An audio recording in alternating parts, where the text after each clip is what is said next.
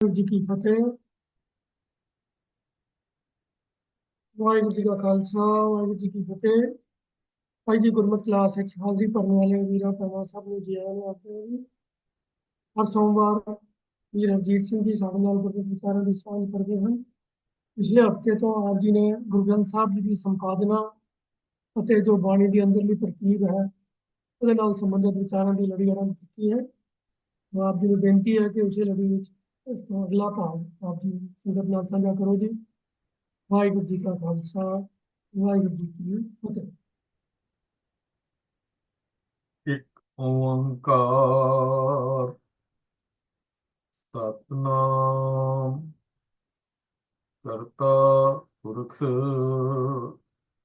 ਨਿਰਭਉ ਨਿਰਵੈਰ ਅਕਾਲ ਮੂਰਤ ਅਜੂਨੀ ਸੈਭੰ ਗੁਰ ਪ੍ਰਸਾਦ।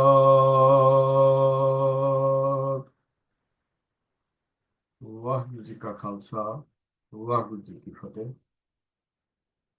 ਪਰਮ ਸਨਮਾਨਯੋਗ ਗੁਰੂ ਪਿਆਰਿਓ, ਸਤਿਗੁਰੂ ਜੀ ਦੀ ਬਖਸ਼ਿਸ਼ ਨਾਲ ਪਿਛਲੇ ਹਫ਼ਤੇ ਅਸੀਂ ਸਤਿਗੁਰੂ ਸਾਹਿਬ ਸ੍ਰੀ ਗੁਰੂ ਗ੍ਰੰਥ ਸਾਹਿਬ ਮਹਾਰਾਜ ਜੀ ਦੇ ਸੰਪਾਦਨਾ ਬਾਰੇ ਕੁਝ ਵਿਚਾਰ ਸ਼ੁਰੂ ਕੀਤੇ ਹਨ। ਅੱਜ ਉਸੇ ਲੜੀ ਨੂੰ ਅੱਗੇ ਤੋਰਦਿਆਂ ਹੋਇਆਂ ਅਸੀਂ ਵਿਚਾਰਾਂ ਆਪ ਜੀ ਦੇ ਨਾਲ ਸਾਂਝੀਆਂ ਕਰ ਰਿਹਾ ਹਾਂ। ਪਿਛਲੇ ਹਫ਼ਤੇ ਅਸੀਂ ਗੁਰਬਾਣੀ ਦੀ ਮਹਾਨਤਾ ਕੀ ਹੈ ਉਹ ਵਿਚਾਰ ਅਸੀਂ ਕੀਤੇ ਸੀ। ਅੱਜ ਗੁਰਬਾਣੀ ਦੀ ਸੰਪਾਦਨਾ ਦੇ ਸਰੋਤਾਂ ਦੇ ਉੱਤੇ ਗੱਲ ਕਰਦੇ ਹਾਂ। ਉੱਥੋਂ ਅਸੀਂ ਗੱਲ ਅੱਜ ਦੀ ਸ਼ੁਰੂ ਕਰਾਂਗੇ।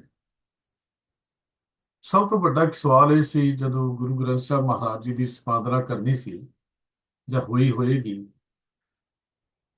ਇਹ ਪੰਜਵੇਂ ਪਾਤਸ਼ਾਹ ਤੱਕ ਇਹ ਬਾਣੀ ਸਾਰੀ ਕਿਵੇਂ ਹੋਈ ਜਾਂ ਉਹਨਾਂ ਨੂੰ ਬਾਣੀ ਕਿੱਥੋਂ ਪ੍ਰਾਪਤ ਹੋਈ। ਇੱਕ ਸਵਾਲ ਸਾਡੇ ਦਿਮਾਗ ਵਿੱਚ ਘੁੰਮਦਾ ਹੈ, ਔਰ ਬਹੁਤ ਸਾਰੇ ਮਤਭੇਦ ਵੀ ਇਸ ਸਵਾਲ ਦੇ ਬਾਰੇ ਹਨ। ਬਹੁਤ ਸਾਰੇ ਚੰਗੇ ਚੰਗੇ ਲਿਖਾਰੀਆਂ ਨੇ, ਚੰਗੇ ਚੰਗੇ ਵਿਦਵਾਨਾਂ ਨੇ ਵੱਖਰੀਆਂ ਵੱਖਰੀਆਂ ਰਾਵਾਂ ਦਿੱਤੀਆਂ ਹਨ, ਆਪਣੇ ਵਿਚਾਰ ਵੀ ਦਿੱਤੇ ਹਨ। ਇਹਦਾ ਉੱਤਰ ਜਾਣਨ ਤੋਂ ਪਹਿਲਾਂ, ਉੱਤਰ ਵੇਖਣ ਤੋਂ ਪਹਿਲਾਂ ਸਾਨੂੰ ਇਹ ਗੱਲ ਮੇਰਾ ਵਿਚਾਰ ਲੈਣੀ ਚਾਹੀਦੀ ਹੈ ਕਿ ਗੁਰਬਾਣੀ ਕੋਈ ਆਮ ਗੀਤ ਨਹੀਂ ਹੈ। ਗੁਰਬਾਣੀ ਕਿਸੇ ਦੇ ਨਿੱਜੀ ਵਿਚਾਰ ਨਹੀਂ ਹਨ।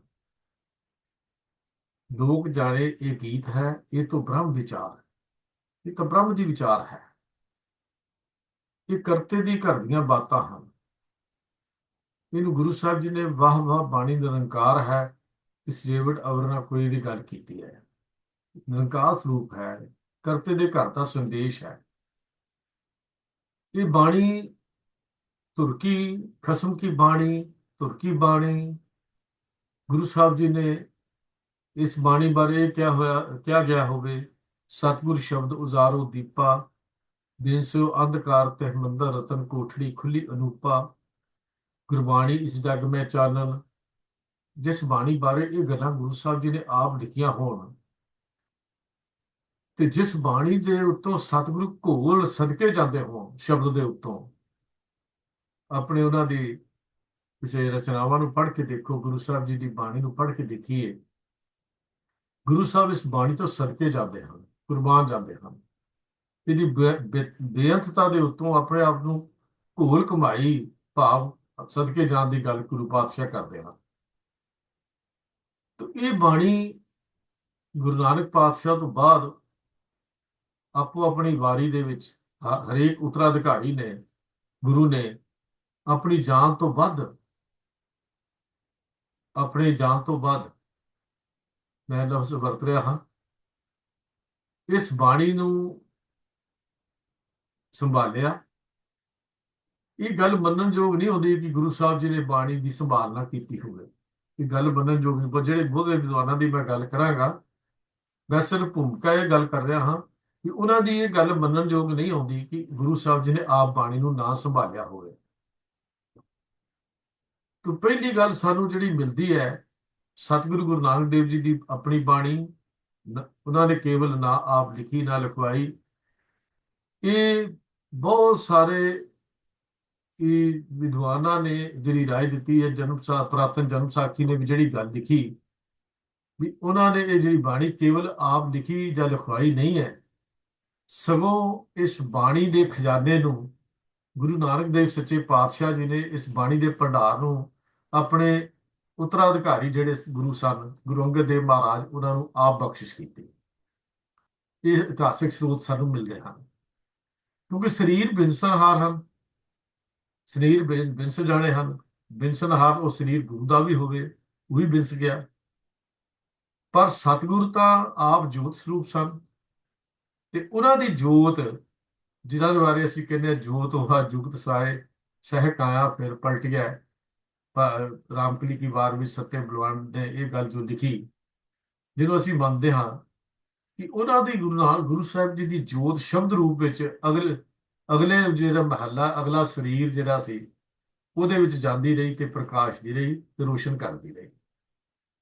ਹੁਣ ਇਹ ਗੱਲ ਸਾਨੂੰ ਬੜੀ ਸਪਸ਼ਟ ਸਮਝਣੀ ਚਾਹੀਦੀ ਹੈ ਕਿ ਜੋਤ ਉਹ ਜੁਗਤ ਸਾਏ ਦੀ ਗੱਲ ਜੋ ਜਿੰਨੀ ਦੇਰ ਤੱਕ ਸਾਨੂੰ ਇਹ ਗੱਲ ਸਮਝ ਨਹੀਂ ਆਏਗੀ, ਉਨੀ ਦੇਰ ਤੱਕ ਅਸੀਂ ਟਪਲੇ ਖਾਵਾਂਗੇ, ਭੁਲੇਖੇ ਵੀ ਖਾਵਾਂਗੇ।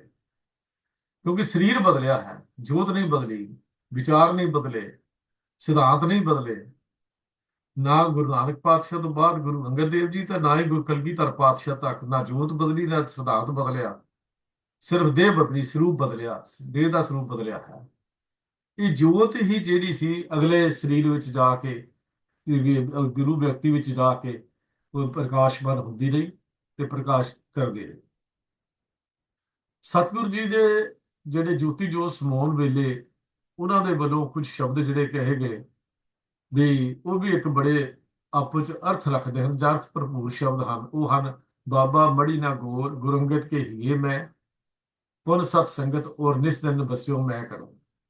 ਇਹ ਵੀ ਸ਼ਬਦ ਗੁਰੂ ਨਾਨਕ ਪਾਤਸ਼ਾਹ ਜੀ ਦੇ ਹਨ। ਉਹ ਭੋਲਿਓ, ਬਾਬਾ ਮੜੀਆਂ ਦੇ ਕਬਰਾਂ 'ਚ ਰਹਿਣ ਵਾਲਾ ਨਹੀਂ ਹੈ, ਉਹ ਤਾਂ ਇੱਕ ਜੋਤ ਸੀ। ਜਾਓ ਉਸ ਦਾ ਪ੍ਰਕਾਸ਼ ਸ੍ਰੀ ਗੁਰੂ ਅੰਗਦ ਦੇਵ ਮਹਾਰਾਜ ਦੇ ਹਿਰਦੇ 'ਚ ਜਾ ਕੇ ਦੇਖੋ, ਜਾਂ ਫਿਰ ਮੈਂ ਤਾਂ ਦਿਨ ਰਾਤ ਸਤਸੰਗਤ ਵਿੱਚ ਹੀ ਵਸਦਾ ਹਾਂ, ਵੀ ਜਦ ਸਤਸੰਗ ਵਿੱਚੋਂ ਲੱਭੋ ਉਸ ਪ੍ਰਮਾਤਮਾ ਨੂੰ ਲੱਭਣਾ, ਉਹਦਾ ਪ੍ਰਕਾਸ਼ ਔਰ ਗੁਰੂ ਅੰਗਦ ਦੇਵ ਮਹਾਰਾਜ ਦੇ ਹਿਰਦੇ ਵਿੱਚੋਂ ਜਾ ਕੇ ਵੇਖੋ। ਇਹ ਗੁਰੂ ਨਾਨਕ ਪਾਤਸ਼ਾਹ ਦੇ ਆਪਣੇ ਬੋਲ ਵੀ ਸਾਨੂੰ ਮਿਲਦੇ ਹਨ। ਸੋ ਪਹਿਲੀ ਗੱਲ ਤਾਂ ਅਸੀਂ ਤਿੰਨ ਤਰ੍ਹਾਂ ਦੇ ਵਿਚਾਰ ਸਾਨੂੰ ਮਿਲਦੇ ਹਨ ਇਸ ਬਾਣੀ ਬਾਰੇ, ਵੀ ਬਾਣੀ ਗੁਰੂ ਅਰਜਨ ਦੇਵ ਮਹਾਰਾਜ ਤੱਕ ਕਿਵੇਂ ਪਹੁੰਚੀ। ਸਭ ਤੋਂ ਪਹਿਲਾ ਵਿਚਾਰ ਤਾਂ ਇਹੋ ਹੀ ਹੈ, ਪਹਿਲਾ ਸਰੋਤ ਇਹੀ ਹੈ ਕਿ ਗੁਰੂ ਨਾਨਕ ਪਾਤਸ਼ਾਹ ਜੀ ਨੇ ਆਪ ਬਾਣੀ ਲਿਖੀ, ਲਿਖਵਾਈ, ਤੇ ਗੁਰਗੱਦੀ ਦੇ ਨਾਲ ਹੀ ਇਹ ਬਾਣੀ ਦਾ ਖਜ਼ਾਨਾ, ਬਾਣੀ ਦਾ ਸੰਗ੍ਰਹਿ ਸ੍ਰੀ ਗੁਰੂ ਅੰਗਦ ਦੇਵ ਮਹਾਰਾਜ ਸੱਚੇ ਪਾਤਸ਼ਾਹ ਨੂੰ ਸੌਂਪ ਦਿੱਤਾ। ਇਸੇ ਤਰ੍ਹਾਂ ਇਹ ਦੂਜੇ ਪਾਤਸ਼ਾਹ ਤੋਂ ਤੀਜੇ ਪਾਤਸ਼ਾਹ, ਤੀਜੇ ਪਾਤਸ਼ਾਹ ਤੋਂ ਚੌਥੇ ਪਾਤਸ਼ਾਹ, ਚੌਥੇ ਪਾਤਸ਼ਾਹ ਤੋਂ ਪੰਜਵੇਂ ਪਾਤਸ਼ਾਹ ਤੱਕ ਇਹ ਬਾਣੀ ਜਿਹੜੀ ਸੀ ਪਹੁੰਚਦੀ ਰਹੀ। ਇਹ ਜੇ ਦੇਖਣਾ ਹੋਵੇ ਤੇ ਫਿਰ ਗੁਰਬਾਣੀ ਦੀਆਂ ਸਾਨੂੰ ਤੁਕਾਂ ਤੋਂ ਦੇਖ ਕੇ ਗੱਲ ਸਮਝ ਆ ਜਾਂਦੀ ਹੈ। ਮੈਂ ਇੰਨੇ ਵਿਸਤਾਰ ਵਿੱਚ ਨਹੀਂ ਜਾਵਾਂਗਾ, ਕੇਵਲ ਇੰਨੀ ਗੱਲ ਹੀ ਕਰਨੀ ਚਾਹੀਦੀ। ਇਹ ਪਹਿਲਾ ਵਿਚਾਰ ਇਹ ਹੈ ਕਿ ਗੁਰੂ ਨਾਨਕ ਪਾਤਸ਼ਾਹ ਤੋਂ ਆਪ ਇਹ ਬਾਣੀ ਤਿਤ ਮੈਲ ਜੋ ਸ਼ਬਦ ਹੋਆ, ਸੋ ਪੋਥੀ ਗੁਰ ਅੰਗਦ ਜੋਗ ਹੋਈ ਦੀ ਗੱਲ ਜਿਹੜੀ ਹੈ, ਇਹ ਮੰਨਣਯੋਗ ਸਾਨੂੰ ਸਮਝ ਆਉਂਦੀ ਹੈ। ਇਹ ਹੁਣ ਬਾਣੀ ਮਿਲਦੀ ਜਾਂ ਆਪਾਂ ਇਹ ਦਲੀਲਾਂ ਦਈਏ, ਦਲੀਲਬਾਜ਼ੀ ਵਿੱਚੋਂ ਕੁਝ ਨਹੀਂ ਰੱਖਿਆ ਹੁੰਦਾ। ਦਲੀਲਾਂ ਗੁਰਬਾਣੀ ਦੀ ਗੁਰਬਾਣੀ ਦੇ ਵਿੱਚ ਦਲੀਲਾਂ ਦਾ ਇਸ ਤਰ੍ਹਾਂ ਦੀ ਕੋਈ ਵੈਲਿਊ ਨਹੀਂ ਹੈ। ਦਲੀਲ ਇਹੋ ਹੀ ਹੈ ਕਿ ਅਸਕਰੀ ਗੁਰੂ ਨੇ ਜੋ ਪੁਰਾਤਨ ਸਾਖੀ ਵਿੱਚ ਲਿਖਿਆ, ਇਹੋ ਹੀ ਤਿਤ ਮੈਲ ਜੋ ਸ਼ਬਦ ਹੋਆ, ਸੋ ਪੋਥੀ ਗੁਰ ਅੰਗਦ ਜੋਗ ਹੋਈ। ਇਸ ਦਾ ਮਤਲਬ ਇਹ ਹੋ ਗਿਆ ਵੀ ਇਹ ਗੁਰੂ ਨਾਨਕ ਪਾਤਸ਼ਾਹ ਜੀ ਨੇ ਆਪ ਬਾਣੀ ਜਿਹੜੀ ਸੀ ਉਹ ਗੁਰੂ ਅੰਗਦ ਦੇਵ ਜੀ ਦੇ ਹਵਾਲੇ ਕੀਤੀ। ਬਾਣੀ ਦਾ ਪੋਥੀ ਗੁਰੂ ਅੰਗਦ ਦੇਵ ਜੀ ਨੇ ਆਪਣੇ ਸ਼ਲੋਕ ਲਿਖ ਕੇ ਗੁਰੂ ਅਮਰਦਾਸ ਮਹਾਰਾਜ ਸੱਚੇ ਪਾਤਸ਼ਾਹ ਦੇ ਹਵਾਲੇ ਕਰ ਦਿੱਤੀ। ਗੁਰੂ ਅਮਰਦਾਸ ਜੀ ਨੇ ਬਾਣੀ ਆਪਣੀ ਉਚਾਰਨ ਕੀਤੀ ਤੇ ਫਿਰ ਗੁਰੂ ਰਾਮਦਾਸ ਜੀ ਨੂੰ ਦਿੱਤੀ, ਤੇ ਗੁਰੂ ਰਾਮਦਾਸ ਮਹਾਰਾਜ ਨੇ ਉਹ ਖਜ਼ਾਨਾ ਜਿਹੜਾ ਸੀ ਗੁਰੂ ਅਰਜਨ ਦੇਵ ਮਹਾਰਾਜ ਦੇ ਸਪੁਰਦ ਕਰ ਦਿੱਤਾ। ਤੋ ਇਹ ਇਸ ਗੱਲ ਸਾਡੀ ਬੜੀ ਸਪਸ਼ਟ ਇੱਕ ਵਿਚਾਰ ਇਹ ਹੈ। ਭਾਈ ਗੁਰਦਾਸ ਜੀ ਦੀ ਜਦੋਂ ਅਸੀਂ ਗੱਲ ਦੇਖਦੇ ਹਾਂ, ਉੱਥੋਂ ਵੀ ਸਾਨੂੰ ਇਹ ਗੱਲਾਂ ਸਪਸ਼ਟ ਆਉਂਦੀਆਂ ਨੇ ਕਿ ਇਹ ਬਾਣੀ ਗੁਰੂ ਨਾਨਕ ਦੇਵ ਮਹਾਰਾਜ ਨੇ ਆਪ ਅੱਗੇ ਕੀਤੀ। ਗੁਰੂ ਨਾਨਕ ਦੇਵ ਜੀ ਸੱਚੇ ਪਾਤਸ਼ਾਹ ਜੀ ਦੇ ਬਾਣੀ ਨੂੰ ਪੋਥੀ ਦੇ ਰੂਪ ਵਿੱਚ ਸਾਂਭਣ ਦੀ ਤੇ ਉਹਨਾਂ ਨੂੰ ਆਪਣੇ ਕੋਲ ਰੱਖਣ ਦੀ ਗਵਾਹੀ ਜਿਹੜੀ ਭਾਈ ਗੁਰਦਾਸ ਜੀ ਨੇ ਦਿੱਤੀ ਹੈ, ਵਾਰ ਪਹਿਲੀ ਦੀ 32ਵੀਂ ਪੌੜੀ ਵਿੱਚ, ਆਸਾ ਹੱਥ ਕਿਤਾਬ ਕੱਛ ਕੂੰਜਾ ਬਾਗ ਮਸਲਾ ਧਾਰੀ। ਉੱਥੋਂ ਇਹ ਗੱਲ ਸਪਸ਼ਟ ਹੁੰਦੀ ਹੈ ਵੀ ਆਸਾ ਹੱਥ ਹੱਥ 'ਚ ਸੋਟਾ, ਕਿਤਾਬ ਜਿਹੜੀ ਸੀ ਨਾਲ ਆਪਣੇ ਕੋਲ। ਤੇ ਜਦੋਂ ਮੱਕੇ ਦੀ ਫੇਰੀ ਦੇ ਸਮੇਂ ਤੇ ਬਾਬੇ ਤੇ ਬਗਲ ਵਿਚਲੀ ਕਿਤਾਬ ਉਹਨਾਂ ਵੱਲੋਂ ਜਿਹੜੀ ਰਚੀ ਕਰਤੇ ਦੇ ਘਰ ਦੀ ਬਾਣੀ ਸੀ, ਉਹਦੀ ਸੈਂਚੀ ਜਿਹੜੀ ਸੀ ਉਹ ਇਕੱਠੀ ਕੀਤੀ। ਜਦੋਂ ਬਗਦਾਦ ਵੀ ਜਾ ਕੇ ਆਪਣੀ ਆਪਣੀ ਬਾਗ ਉਚਾਰਦੇ, ਉੱਥੇ ਉਹ ਮੁਹੰਮਦ ਰਸੂਲullah ਵਾਲੀ ਨਹੀਂ ਸੀ। ਕੁਰਾਨ ਸ਼ਰੀਫ ਨੂੰ ਕੱਛੇ ਮਾਰਨ ਵਾਲੇ ਫਿਰਨ ਦੇ ਉੱਥੇ ਵਰਤ ਨਹੀਂ ਸੀ। ਉੱਥੇ ਹੀ ਸੀ ਵੀ ਜਿਹੜੀ ਬਾਣੀ ਗੁਰੂ ਨਾਨਕ ਪਾਤਸ਼ਾਹ ਦੀ ਸੀ, ਉਹ ਗੱਲਬਾਤ ਜਿਹੜੀ ਹੈ ਉਹ ਆਪਣੇ ਕੋਲ ਰੱਖੀ। ਤੇ ਇਸੇ ਕਰਕੇ ਉਸ ਵੇਲੇ ਉਹਨਾਂ ਨੇ ਸਵਾਲ ਕੀਤਾ, ਪੁੱਛਣ ਫੋਰ ਕਿਤਾਬ ਨੂੰ ਹਿੰਦੂ ਵੱਡਾ ਕਿ ਮੁਸਲਮਾਨ ਹੋਈ। ਇਹ ਪਹਿਲੀ ਵਾਰ ਦੀ 33ਵੀਂ ਪੌੜੀ 'ਚ ਇਹ ਸਵਾਲ ਵੀ ਉਹਨਾਂ ਨੇ ਕੀਤਾ ਕਿ ਹਿੰਦੂ ਵੱਡਾ ਕਿ ਮੁਸਲਮਾਨ ਵੱਡਾ ਹੈ। ਇਹ ਗੱਲ ਬਾਬੇ ਨੂੰ ਪੁੱਛੀ ਉਹਨਾਂ ਨੇ ਕਿ ਆਪਣੀ ਕਿਤਾਬ ਖੋਲ ਕੇ ਦੱਸ, ਇੱਥੇ ਕੋਈ ਕਿਤਾਬ, ਕੋਈ ਕੁਰਾਨ ਸ਼ਰੀਫ ਜਾਂ ਹੋਰ ਕਿਤਾਬ ਨਹੀਂ ਸੀ। ਇਹ ਉਹੀ ਕਿਤਾਬ ਸੀ ਜਿਸ ਕਿਤਾਬ ਵਿੱਚ ਗੁਰੂ ਨਾਨਕ ਦੇਵ ਸੱਚੇ ਪਾਤਸ਼ਾਹ ਜੀ ਨੇ ਆਪਣੀ ਬਾਣੀ ਜਿਹੜੀ ਉਚਾਰਨ ਕੀਤੀ ਹੋਈ ਲਿਖੀ, ਤੇ ਉਹ ਕਿਤਾਬ ਨੂੰ ਆਪਣੇ ਨਾਲ ਰੱਖਦੇ। ਤਾਂ ਸਤਿਗੁਰ ਸੱਚੇ ਪਾਤਸ਼ਾਹ ਜੀ ਨੂੰ ਗੱਲ ਸਪਸ਼ਟ ਹੋ ਗਈ ਕਿ ਇਹ ਗੁਰਦੇਵ ਸੱਚੇ ਪਾਤਸ਼ਾਹ ਜੀ ਆਪਣੀ ਬਾਣੀ ਨੂੰ ਆਪ ਸਾਂਭਦੇ, ਆਪ ਰੱਖਦੇ ਤੇ ਅਗਲੇ ਗੁਰੂ ਵਿਅਕਤੀ ਦੇ ਹਵਾਲੇ ਕਰ ਦਿੰਦੇ, ਗੁਰੂ ਵਿਅਕਤੀ ਦੇ ਵੱਲ ਭੇਜ ਦਿੰਦੇ। ਫਿਰ ਭਗਤਾਂ ਦੀ ਬਾਣੀ ਦੀ ਗੱਲ ਹੈ, ਇਹਦੇ ਬਾਰੇ ਵੱਖਰੇ ਵੱਖਰੇ ਵਿਚਾਰ ਮਿਲਦੇ ਹਨ। ਪਹਿਲਾਂ ਇਸ ਵਿਚਾਰ ਨੂੰ ਸਮਝਣ ਲਈ ਸਾਨੂੰ ਭਗਤਾਂ ਦੀ ਬਾਣੀ ਜਾਂ ਭਗਤਾਂ ਦਾ ਕਾਲ ਕੀ ਸੀ, ਥੋੜਾ ਜਿਹਾ ਇਹ ਸਮਝਣ ਦੀ ਲੋੜ ਹੈ। ਭਗਤਾਂ ਦੇ ਕਾਲ ਕੀ ਹਨ? ਇਹਦੇ ਚ ਤਿੰਨ ਵਿਦਵਾਨ ਜਾਂ ਚਾਰ ਵਿਦਵਾਨਾਂ ਦੇ ਜਿਹੜੀ ਰਾਏ ਹਨ ਉਹ ਮਿਲਦੇ ਹਨ। ਇੱਕ ਹਨ ਭਾਈ ਕਾਹਨ ਸਿੰਘ ਜੀ ਨਾਭਾ, ਜਿਨ੍ਹਾਂ ਨੇ ਮਹਾਨ ਕੋਸ਼ਿਸ਼ ਵਿੱਚ ਸਾਰਾ ਕੁਝ ਦਿੱਤਾ। ਇੱਕ ਡਾਕਟਰ ਧਾਰਨ ਸਿੰਘ ਨੇ ਜਗਤ ਫੇਰੀ ਦੇ ਵਿੱਚ ਬਿਆਨ ਕੀਤੀ। ਇੱਕ ਪ੍ਰੋਫੈਸਰ ਪਿਆਰਾ ਸਿੰਘ ਪਦਮ ਨੇ ਵੀ ਉਹਨਾਂ ਸਾਰਾ ਜ਼ਿਕਰ ਕੀਤਾ। ਇਹ ਤਿੰਨ ਵਿਦਵਾਨਾਂ ਨੇ ਜਿਹੜੇ ਜਿਹੜੇ ਜਿਹੜੇ ਤਰੀਕਾਂ ਦਿੱਤੀਆਂ ਹਨ, ਥੋੜੀਆਂ ਜਿਹੀਆਂ ਮੈਂ ਆਪ ਜੀ ਦੇ ਨਾਲ ਜ਼ਰੂਰ ਸਾਂਝੀ ਕਰ ਲਵਾਂਗਾ, ਤਾਂ ਕਿ ਸਾਨੂੰ ਇਹ ਪਤਾ ਲੱਗ ਜਾਏ ਕਿ ਭਗਤਾਂ ਦਾ ਜਿਹੜਾ ਜੀਵਨ ਕਾਲ ਸੀ ਉਹ ਕਿਸ ਸਮੇਂ ਦਾ ਹੈ। ਭਗਤ, ਸਭ ਤੋਂ ਪਹਿਲਾਂ ਭਗਤ ਜੈਦੇਵ ਜੀ ਦੀ ਗੱਲ ਕੀਤੀ ਹੈ, ਜਿਨ੍ਹਾਂ ਦੇ ਸ਼ਾਂਤੀ ਸ਼ਲੋਕ ਦੋ ਹਨ।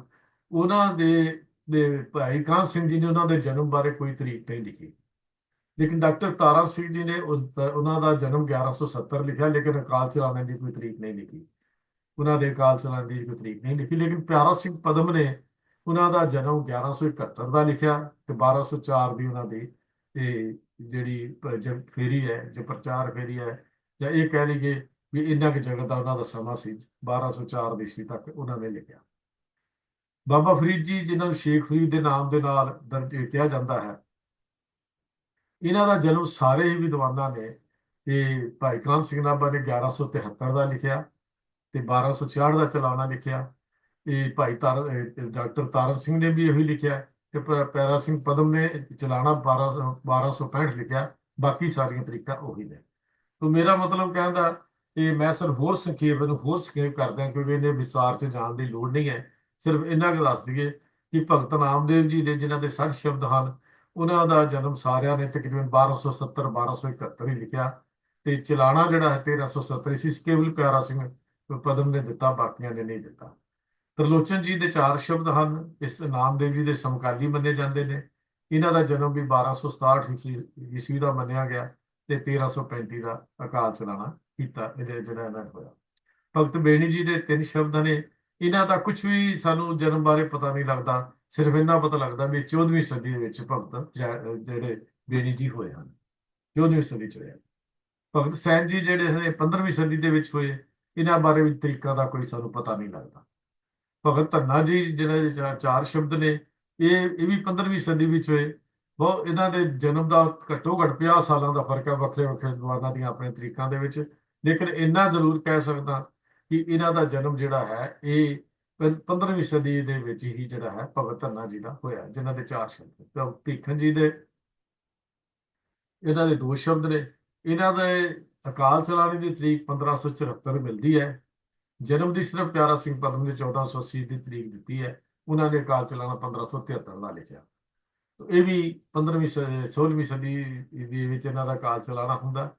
ਤੇ ਉਸ ਤੋਂ ਬਾਅਦ ਆ ਜਾਈਏ ਭਗਤ ਸਧਨਾ ਜੀ, ਜਿਨ੍ਹਾਂ ਦਾ 1 ਸ਼ਬਦ ਹੈ। ਇਹ ਬਹੁਤ ਫਰਕ ਹੈ, 2 ਸਾਲਾਂ ਦਾ ਫਰਕ ਹੈ ਵਿਦਵਾਨਾਂ ਦੇ ਵਿੱਚ ਆਪਣੀ ਸੋਚ ਵਿੱਚ। ਡਾਕਟਰ ਤਾਰਨ ਸਿੰਘ ਇਹਨਾਂ ਨੂੰ 13ਵੀਂ ਸਦੀ 'ਚ ਲਿਖਦੇ ਨੇ ਤੇ ਪਿਆਰਾ ਸਿੰਘ ਉਹਨਾਂ ਨੂੰ 15ਵੀਂ ਸਦੀ 'ਚ ਲਿਖਦੇ ਨੇ। ਭਗਤ ਰਾਮਾਨੰਦ ਜੀ, ਜਿਨ੍ਹਾਂ ਦਾ 1 ਸ਼ਬਦ ਹੈ, ਇਹ 15ਵੀਂ ਸਦੀ ਦੇ ਵਿੱਚ ਹੋਏ, ਜਦੋਂ 15ਵੀਂ ਸਦੀ ਵਿੱਚ ਹੀ ਗੁਰੂ ਨਾਨਕ ਦੇਵ ਮਹਾਰਾਜ ਦਾ ਆਗਮਨ ਹੁੰਦਾ ਹੈ। ਭਗਤ ਕਬੀਰ ਜੀ ਦਾ ਜਿਹੜਾ ਸਮਾਂ ਹੈ, ਬਹੁਤ ਸਾਰੇ ਵਿਦਵਾਨਾਂ ਨੇ 1390 ਦੇ ਕਰੀਬ ਤੋਂ ਲੈ ਕੇ 1495 ਦੇ ਆ ਕੇ 94 95 ਦਾ ਤਰੀਕਾਂ ਦਾ ਫਰਕ ਹੈ। ਤੋਂ ਇਸ ਤਰੀਕੇ ਨਾਲ ਇਹ ਦਿੱਤਾ ਹੈ ਇਹਨਾਂ ਦਾ ਇਹ ਸਮਾਂ ਜਿਹੜਾ ਹੈ। ਇਹਦਾ ਮਤਲਬ ਗੁਰੂ ਨਾਨਕ ਦੇਵ ਪਾਤਸ਼ਾਹ ਦੇ ਨਾਲ ਜਿਹੜਾ ਸਮਾਂ ਥੋੜਾ ਜਿਹਾ ਰਲਦਾ ਹੈ 20 21 ਸਾਲ ਬਾਅਦ। ਉਦੋਂ ਗੁਰੂ ਨਾਨਕ ਸਾਹਿਬ ਜੀ ਧਰਮ ਪ੍ਰਚਾਰ ਲਈ ਨਹੀਂ ਸੀ ਨਿਕਲੇ, ਜਾਂ ਪ੍ਰਚਾਰ ਉਦਾਸੀਆਂ ਤੇ ਨਹੀਂ ਸੀਗੇ। ਭਗਤ ਰਵਿਦਾਸ ਜੀ ਵੀ ਭਗਤ ਕਬੀਰ ਜੀ ਦੇ ਸਮਕਾਲੀ ਭਗਤ ਹੀ ਮੰਨੇ ਜਾਂਦੇ ਹਨ। ਭਗਤ ਰਵਿਦਾਸ ਜੀ ਦਾ ਵੀ ਇਹ ਹੈ। ਪਰਮਾਨੰਦ ਉਹ 15ਵੀਂ ਸਦੀ ਦੇ ਵਿੱਚ, ਫਿਰ ਬਾਬਾ ਸੁੰਦਰ ਜੀ ਜਿਨ੍ਹਾਂ ਦਾ ਅਸੀਂ ਸ਼ਬਦ ਸਤ ਦੀ ਬਾਣੀ ਅਸੀਂ ਪੜ੍ਹਦੇ ਹਾਂ, ਇਹ ਗੁਰੂ ਅਮਰਦਾਸ ਜੀ ਦੇ ਸਮੇਂ ਦੇ ਹਨ। ਉਸ ਵੇਲੇ ਹਨ ਭਾਈ ਸੱਤਾ ਬਲਵੰਤ ਦੇ ਬਾਰੇ ਕੁਝ ਨਹੀਂ ਪਤਾ ਲੱਗਦਾ, ਬਲਵੰਡ ਬਾਰੇ ਵੀ ਕੁਝ ਨਹੀਂ ਪਤਾ ਲੱਗਦਾ। ਇਹਨੇ ਪਤਾ ਲੱਗਦਾ ਵੀ 15ਵੀਂ ਸਦੀ ਅਖੀਰ ਵਿੱਚ ਜਾਂ 16ਵੀਂ ਸਦੀ ਦੇ ਸ਼ੁਰੂ 'ਚ ਜਨਮ ਹੁੰਦਾ। ਪੀਪਾ ਜੀ ਦਾ 15ਵੀਂ ਸਦੀ ਦੇ ਵਿੱਚ ਜਨਮ ਹੈ। ਸੂਰਦਾਸ ਜੀ ਦਾ 16ਵੀਂ ਸਦੀ ਵਿੱਚ ਲਿਖਿਆ ਹੋਇਆ ਮਿਲਦਾ ਹੈ। ਤੇ ਭੱਟ ਜਿਹੜੇ ਨੇ ਗੁਰੂ ਅਰਜਨ ਦੇਵ ਮਹਾਰਾਜ ਜਾਂ ਗੁਰੂ ਰਾਮਦਾਸ ਮਹਾਰਾਜ ਤੇ ਗੁਰੂ ਅਰਜਨ ਦੇਵ ਮਹਾਰਾਜ ਦੇ ਗੁਰੂ ਜਦੋਂ ਚਲਾਣਾ ਕਰ ਜਾਂਦੇ ਨੇ, ਗੁਰੂ ਰਾਮਦਾਸ ਸੱਚੇ ਪਾਤਸ਼ਾਹ ਜੋਤੀ ਜੋਤ ਸਮਾਉਂਦੇ ਆ, ਉਦੋਂ ਇਹ ਗੁਰੂ ਦਰਬਾਰ ਚ ਆਉਂਦੇ ਨੇ। ਇਸ ਕਰਕੇ ਇਹ ਮੰਨਿਆ ਜਾਂਦਾ ਵੀ ਗੁਰੂ ਅਰਜਨ ਦੇਵ ਮਹਾਰਾਜ ਦੇ ਸਮਕਾਲੀ ਭੱਟ ਜਿਹੜੇ ਹੋਏ ਹਨ। ਹੁਣ ਤਿੰਨ ਤਰ੍ਹਾਂ ਦੇ ਵਿਚਾਰ ਭਗਤਾਂ ਦੀ ਬਾਣੀ ਬਾਰੇ ਸਾਨੂੰ ਮਿਲਦੇ ਹਨ। ਇਹ ਮੈਂ ਥੋੜਾ ਜਿਹਾ ਗੱਲ ਇਹ ਜ਼ਰੂਰ ਕਰਨੀ ਚਾਹੁੰਦਾ ਆਪ ਜੀ ਦੇ ਨਾਲ। ਭਗਤ ਬਾਣੀ ਦੇ ਇਕੱਠਿਆਂ ਕਰਨ ਦੇ ਲਈ ਗੁਰੂ ਗ੍ਰੰਥ ਸਾਹਿਬ ਵਿੱਚ ਸ਼ਾਮਲ ਕਰਨ ਵਾਲੇ ਵੱਖ-ਵੱਖ ਲਿਖਾਰੀਆਂ ਨੇ, ਵੱਖ-ਵੱਖ ਵਿਦਵਾਨਾਂ ਨੇ ਤਿੰਨ ਤਰ੍ਹਾਂ ਦੇ ਵਿਚਾਰ ਸਾਨੂੰ ਦਿੱਤੇ ਹਨ। ਇੱਕ ਜੋ ਵਿਚਾਰ ਹਨ ਬਾਬਾ ਸਰੂਪ ਦਾਸ ਭੱਲਾ ਦਾ, ਇੱਕ ਮਹਾਕਵੀ ਸੰਤੋਖ ਸਿੰਘ ਜੀ, ਇਹ ਵਿਚਾਰ ਦਿੰਦੇ ਨੇ, ਜਿਹੜਾ ਕਿ ਨਾਮੁਮਕਿਨ ਦੀ ਗੱਲ ਲੱਗਦੀ ਹੈ ਵੀ ਗੁਰੂ ਅਰਜਨ ਦੇਵ ਜੀ ਨੇ ਆਪਣੀ ਆਤਮਿਕ ਸ਼ਕਤੀ ਦੇ ਨਾਲ ਭਗਤਾਂ ਨੂੰ ਸੱਦਿਆ ਤੇ ਉਹਨਾਂ ਨੇ ਹਾਜ਼ਰ ਹੋ ਕੇ ਆਪਣੀ ਬਾਣੀ ਆਪ ਲਿਖਾਈ। ਇਹ ਮੈਂ ਸੰਖੇਪ ਚ ਗੱਲ ਕਰ ਰਿਹਾ, ਤੇ ਬਾਕੀ ਲੰਬਾ ਚੌੜਾ ਇਹਨਾਂ ਦਾ ਇਤਿਹਾਸ ਹੈ। ਲੇਕਿਨ ਇੱਕ ਵਿਚਾਰ ਇਹ ਦਿੱਤਾ ਜਾਂਦਾ ਹੈ, ਇਹ ਜਿਹੜੇ ਕਵੀ ਸੰਤੋਖ ਸਿੰਘ ਜੀ ਨੇ ਤੇ ਬਾਬਾ ਸਰੂਪ ਦਾਸ ਭੱਲਾ ਨੇ ਇਹ ਗੱਲ ਕੀਤੀ ਹੈ ਵੀ ਉਹ ਗੁਰੂ ਅਰਜਨ ਦੇਵ ਜੀ ਨੇ ਉਹਨਾਂ ਨੂੰ ਸੱਦ ਲਿਆ, ਉਹਨਾਂ ਨੂੰ ਆਪਣੇ ਸ਼ਕਤੀਆਂ ਦੇ ਨਾਲ। ਤੇ ਜਿਹੜਾ ਮਹਾਕਵੀ ਸੰਤੋਖ ਸਿੰਘ ਆ, ਜਿਹੜਾ ਜਿਹਨੂੰ ਆਪਾਂ ਸੂਰਜ ਪ੍ਰਕਾਸ਼ ਦਾ ਰਚੇਤਾ ਮੰਨਦੇ ਆ, ਇਹਨਾਂ ਦਾ ਜਿਹੜਾ ਲਿਖਣ ਦਾ ਸਰੋਤ ਹੈ ਉਹ ਮਹਿਮਾ ਪ੍ਰਕਾਸ਼ ਹੈ। ਕਿ ਭਾਈ ਗੁਰਦਾਸ ਜੀ ਜਿਹੜਾ ਮਹਿਮਾ ਪ੍ਰਕਾਸ਼ ਗ੍ਰੰਥ ਦੇ ਵਿੱਚ ਵੀ ਇਸੇ ਤਰ੍ਹਾਂ ਹੀ ਲਿਖਿਆ ਹੋਇਆ ਵੀ ਅਗਲੇ ਸਤਿਗੁਰੂ ਜੀ ਨੇ ਨੇ ਬੁਲਾ ਲਿਆ ਤੇ ਬੁਲਾ ਕੇ ਭਗਤਾਂ ਨੂੰ ਤੇ ਉਹ ਬਾਣੀ ਜਿਹੜੀ ਦਰਜ ਕੀਤੀ। ਉਹਨਾਂ ਨੂੰ ਕਿਹਾ ਸੋ ਆਪਾਂ ਆਪਣੀ ਰਚਨਾ ਜਿਹੜੀ ਦਰਜ ਕਰਾਓ। ਇੱਕ ਪ੍ਰੋਫੈਸਰ ਧਰਮਾਨੰਦ ਜੀ ਹੋਏ ਨੇ, ਉਹ ਜਿਹੜਾ ਲਿਖਦੇ ਉਹ ਵੀ ਇਸੇ ਤਰ੍ਹਾਂ ਹੀ ਕੋਈ ਲਿਖਦੇ ਹਨ ਕਿ ਮਹਿਲਿਆਂ ਦੀਆਂ ਬਾਣੀਆਂ ਤੋਂ ਇਲਾਵਾ ਜਿੰਨੀਆਂ ਵੀ ਹੋਰ ਬਾਣੀਆਂ ਹਨ, ਇਹ ਮੈਂ ਪੜ੍ਹ ਕੇ ਦੱਸ ਰਿਹਾ ਜੀ, ਕਿਉਂਕਿ ਇਹਦੇ 'ਚ ਕੋਈ ਵੀ ਮੈਂ ਆਪਣੇ ਕੋਲ ਸ਼ਬਦ ਜੋੜ ਨਹੀਂ ਸਕਦਾ। ਜਿਹੜਾ ਉਹਨਾਂ ਦੀ ਕੋਟੇਸ਼ਨ ਹੈ ਇਹ ਹੈ ਜੀ, ਮਹਿਲਿਆਂ ਦੀ ਬਾਣੀਆਂ ਤੋਂ ਇਲਾਵਾ ਜਿੰਨੀਆਂ ਵੀ ਹੋਰ ਬਾਣੀਆਂ ਹਨ, ਜਿਹਾ ਕਿ ਭਗਤਾਂ ਅਤੇ ਭੱਟਾਂ ਦੀਆਂ, ਸੁੰਦਰ ਜੀ ਦੀਆਂ, ਸੱਤੇ ਬਲਵੰਡ ਦੀਆਂ, ਮਰਦਾਨੇ ਦੀ, ਇਹਨਾਂ ਜੋ ਨਾ ਲਿਖਿਆ, ਹਾਲਾਂਕਿ ਮਰਦਾਨੇ ਦੀ ਬਾਣੀ ਕੋਈ ਦਰਜ ਨਹੀਂ ਹੈ। ਸਭ ਸ੍ਰੀ ਗੁਰੂ ਪੰਚਮ ਪਾਤਸ਼ਾਹੀ ਦੀਆਂ ਆਪਣੀਆਂ ਹੀ ਰਚੀਆਂ ਹੋਈਆਂ ਹਨ, ਪਰੰਤੂ ਇਹਨਾਂ ਵਿੱਚ ਵਿਚਾਰ, ਨਿਰਣਾ ਤੇ ਅਨੁਭਵ ਉਹਨਾਂ ਮਹਾਂਪੁਰਖਾਂ ਦੇ ਹਨ ਜਿਨ੍ਹਾਂ ਦੇ ਨਾਮ ਹੇਠੇ ਬਾਣੀਆਂ ਦਰਜ ਕੀਤੀਆਂ ਗਈਆਂ ਹਨ। ਸ਼ਬਦਾਵਲੀ, ਵਿਆਕਰਣ ਦੀ ਵਿਧੀ ਤੇ ਸਾਹਿਤਕ ਸੁੰਦਰਤਾ ਸਭ ਗੁਰੂ ਅਰਜਨ ਦੇਵ ਜੀ ਦੀਆਂ ਆਪਣੀਆਂ ਕੀਤੀਆਂ ਹੋਈਆਂ ਹਨ। ਇਹ ਵਿਚਾਰ ਦਿੱਤੇ ਧਰਮਾਨੰਦ ਸਿੰਘ ਨੇ। ਬੜਾ ਇੱਕ ਮੈਂ ਦੂਜੇ ਲਫ਼ਜ਼ਾਂ 'ਚ ਕਹਿ ਲਾ, ਬੜਾ ਦੋਸ਼ ਜਿਹਾ ਗੁਰੂ ਅਰਜਨ ਦੇਵ ਮਹਾਰਾਜ ਤੇ ਮੜ ਦਿੱਤਾ ਉਸਨੇ ਇਹ ਲਿਖ ਕੇ ਵੀ ਰਚਨਾਵਾਂ ਕਿਸੇ ਦੀਆਂ ਤੇ ਗੁਰੂ ਸਾਹਿਬ ਜੀ ਨੇ ਆਪਣੇ ਜਿਹੜੇ ਸੀ ਆਪ ਹੀ ਲਿਖ ਕੇ ਤੇ ਉਹਨਾਂ ਦੇ ਨਾਮ ਵਰਤ ਲਏ। ਇਹ ਬੜਾ ਦੋਸ਼ ਹੁੰਦਾ ਹੈ, ਇੱਕ ਮਤਲਬ ਜਿਹੜਾ ਮੜਨਾ। ਤੇ ਜਿਹੜਾ ਪੰਡਤ ਤਾਰਾ ਸਿੰਘ ਨਰੋਤਮ ਜੀ ਲਿਖਦੇ ਨੇ, ਉਹ ਲਿਖਦੇ ਨੇ ਭਗਤੋं के भाव हृदय में रखकर श्री गुरु अर्जन देव जी साहब जी ने आप ही भक्तों के नाम से बाणी रची है, भक्तों ने नहीं रची। ਇਹ ਪੰਡਤ ਤਾਰਾ ਸਿੰਘ ਨਰੋਤਮ ਭਗਤਵਾਨੀ ਸਟੀਕ ਜਿਹੜਾ ਪ੍ਰਕਾਸ਼ਕ ਰਾਏ ਸਾਹਿਬ ਮੁਨਸ਼ੀ ਗੁਲਾਬ 1925 ਵਿੱਚ ਛਪਿਆ ਸੀ, ਉਹਦੇ 'ਚ ਉਹਨਾਂ ਨੇ ਇਹ ਗੱਲ ਲਿਖੀ ਹੈ। ਇਹ ਮੈਂ ਤਾਂ ਗੱਲਾਂ ਸਪਸ਼ਟ ਕਰ ਰਿਹਾ ਕਿ ਸਾਨੂੰ ਥੋੜੀ ਜਾਣਕਾਰੀ ਹੋਣੀ ਚਾਹੀਦੀ ਇਹਨਾਂ ਚੀਜ਼ਾਂ ਦੀ, ਕਿ ਅਸੀਂ ਜਵਾਬ ਦੇਣ ਵਾਲੇ ਤਾਂ ਹੋਈਏ ਕਮ ਸੇ ਕਮ। ਜੇ ਕੋਈ ਸਾਨੂੰ ਇਹੋ ਜਿਹਾ ਕੋਈ ਸਵਾਲ ਕਰੇ ਤਾਂ ਅਸੀਂ ਉਹਦਾ ਜਵਾਬ ਤਾਂ ਦੇਈਏ। ਭਗਤਾਂ ਦੀ ਬਾਣੀ ਦਾ ਜਿਹੜਾ ਤੀਜਾ ਗੱਲ ਉਹ ਕਹੀ ਜਾਂਦੀ ਹੈ, ਇਹ ਦੋ ਹੋ ਗਈਆਂ। ਇੱਕ ਤਾਂ ਅਸੀਂ ਗੁਰੂ ਸਾਹਿਬ ਜੀ ਨੇ ਆਪ ਬਾਣੀ ਲਿਖਾਈ ਤੇ ਇਕੱਠੀ ਕੀਤੀ ਤੇ ਅੱਗੇ ਦੇਤੀ। ਦੂਜੀ ਸੀ ਗੁਰੂ ਸਾਹਿਬ ਦੇ ਆਤਮਾ ਸੱਦ ਲਈਆਂ ਤੇ ਆਤਮਾ ਕੋਲੋਂ ਬਾਣੀ ਲਿਖਾ ਲਈ।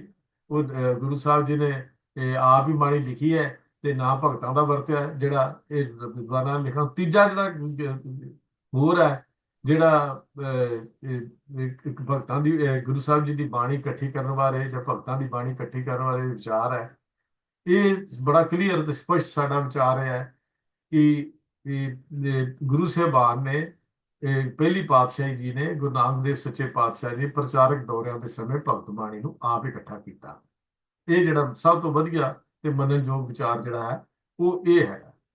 ਜਦੋਂ ਅਸੀਂ ਅੱਜ ਦੇ ਸਮੇਂ ਦੀ ਗੱਲ ਕਰਦੇ ਹਾਂ ਤਾਂ ਅੱਜ ਦੇ ਵਿਦਵਾਨ ਜਿਹੜੇ ਹਨ ਇਸੇ ਹੀ ਵਿਚਾਰ ਦੇ ਨਾਲ ਸਹਿਮਤ ਹਨ, ਔਰ ਇਸੇ ਹੀ ਵਿਚਾਰ ਨੂੰ ਅਸਲ ਵਿੱਚ ਉਹ ਵਿਗਿਆਨਕ ਵਿਚਾਰ ਵੀ ਮੰਨਦੇ ਹਨ। ਉਹਨਾਂ ਭਾਵਾਂ ਦੇ ਉੱਤੇ ਸ਼ਬਦਾਵਲੀ ਕਰਕੇ ਗੁਰੂ ਸਾਹਿਬਾਨ ਤੇ ਭਗਤਾਂ ਦੀ ਰਚਨਾ ਆਪਸ ਵਿੱਚ ਮੇਲ ਖਾਂਦੀ ਹੈ। ਇਹ ਕਈ ਥਾਵਾਂ ਤੇ ਇਹ ਦੇਖਿਆ ਹੋਵੇਗਾ ਜਿੱਥੇ ਸ਼ੇਖ ਫਰੀਦ ਜੀ ਦੇ ਨਾਲ ਗੁਰੂ ਸਾਹਿਬਾਨ ਦੇ ਸ਼ਲੋਕ ਦਰਜ ਨੇ, ਕਬੀਰ ਜੀ ਦੇ ਸ਼ਲੋਕਾਂ ਨਾਲ ਵੀ ਦਰਜ ਨੇ। ਇਸੇ ਤਰ੍ਹਾਂ ਭਗਤ ਧੰਨਾ ਜੀ ਦੇ ਸ਼ਬਦ ਨਾਲ ਗੁਰੂ ਅਰਜਨ ਦੇਵ ਜੀ ਨੇ ਆਪਣਾ ਸ਼ਬਦ ਦਰਜ ਕੀਤਾ ਹੋਇਆ।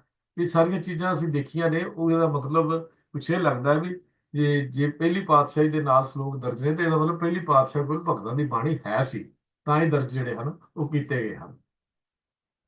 ਕਈ ਥਾਵਾਂ ਦੇ ਉੱਤੇ ਅਸੀਂ ਦੇਖਦੇ ਹਾਂ ਵੀ ਇੰਨਾ ਕੇ ਮੇਲ ਖਾਂਦੇ, ਕੇਵਲ ਅਰਥਾਂ ਦਾ ਇੰਨਾ ਕੁ ਮੇਲ ਹੁੰਦਾ ਕਿ ਸ਼ਬਦ ਥੋੜੇ ਬਹੁਤੇ ਬਦਲੇ ਹੁੰਦੇ ਹਨ, ਬਾਕੀ ਅਰਥ ਬਿਲਕੁਲ ਹੀ ਮਿਲਦੇ ਹੁੰਦੇ ਹਨ।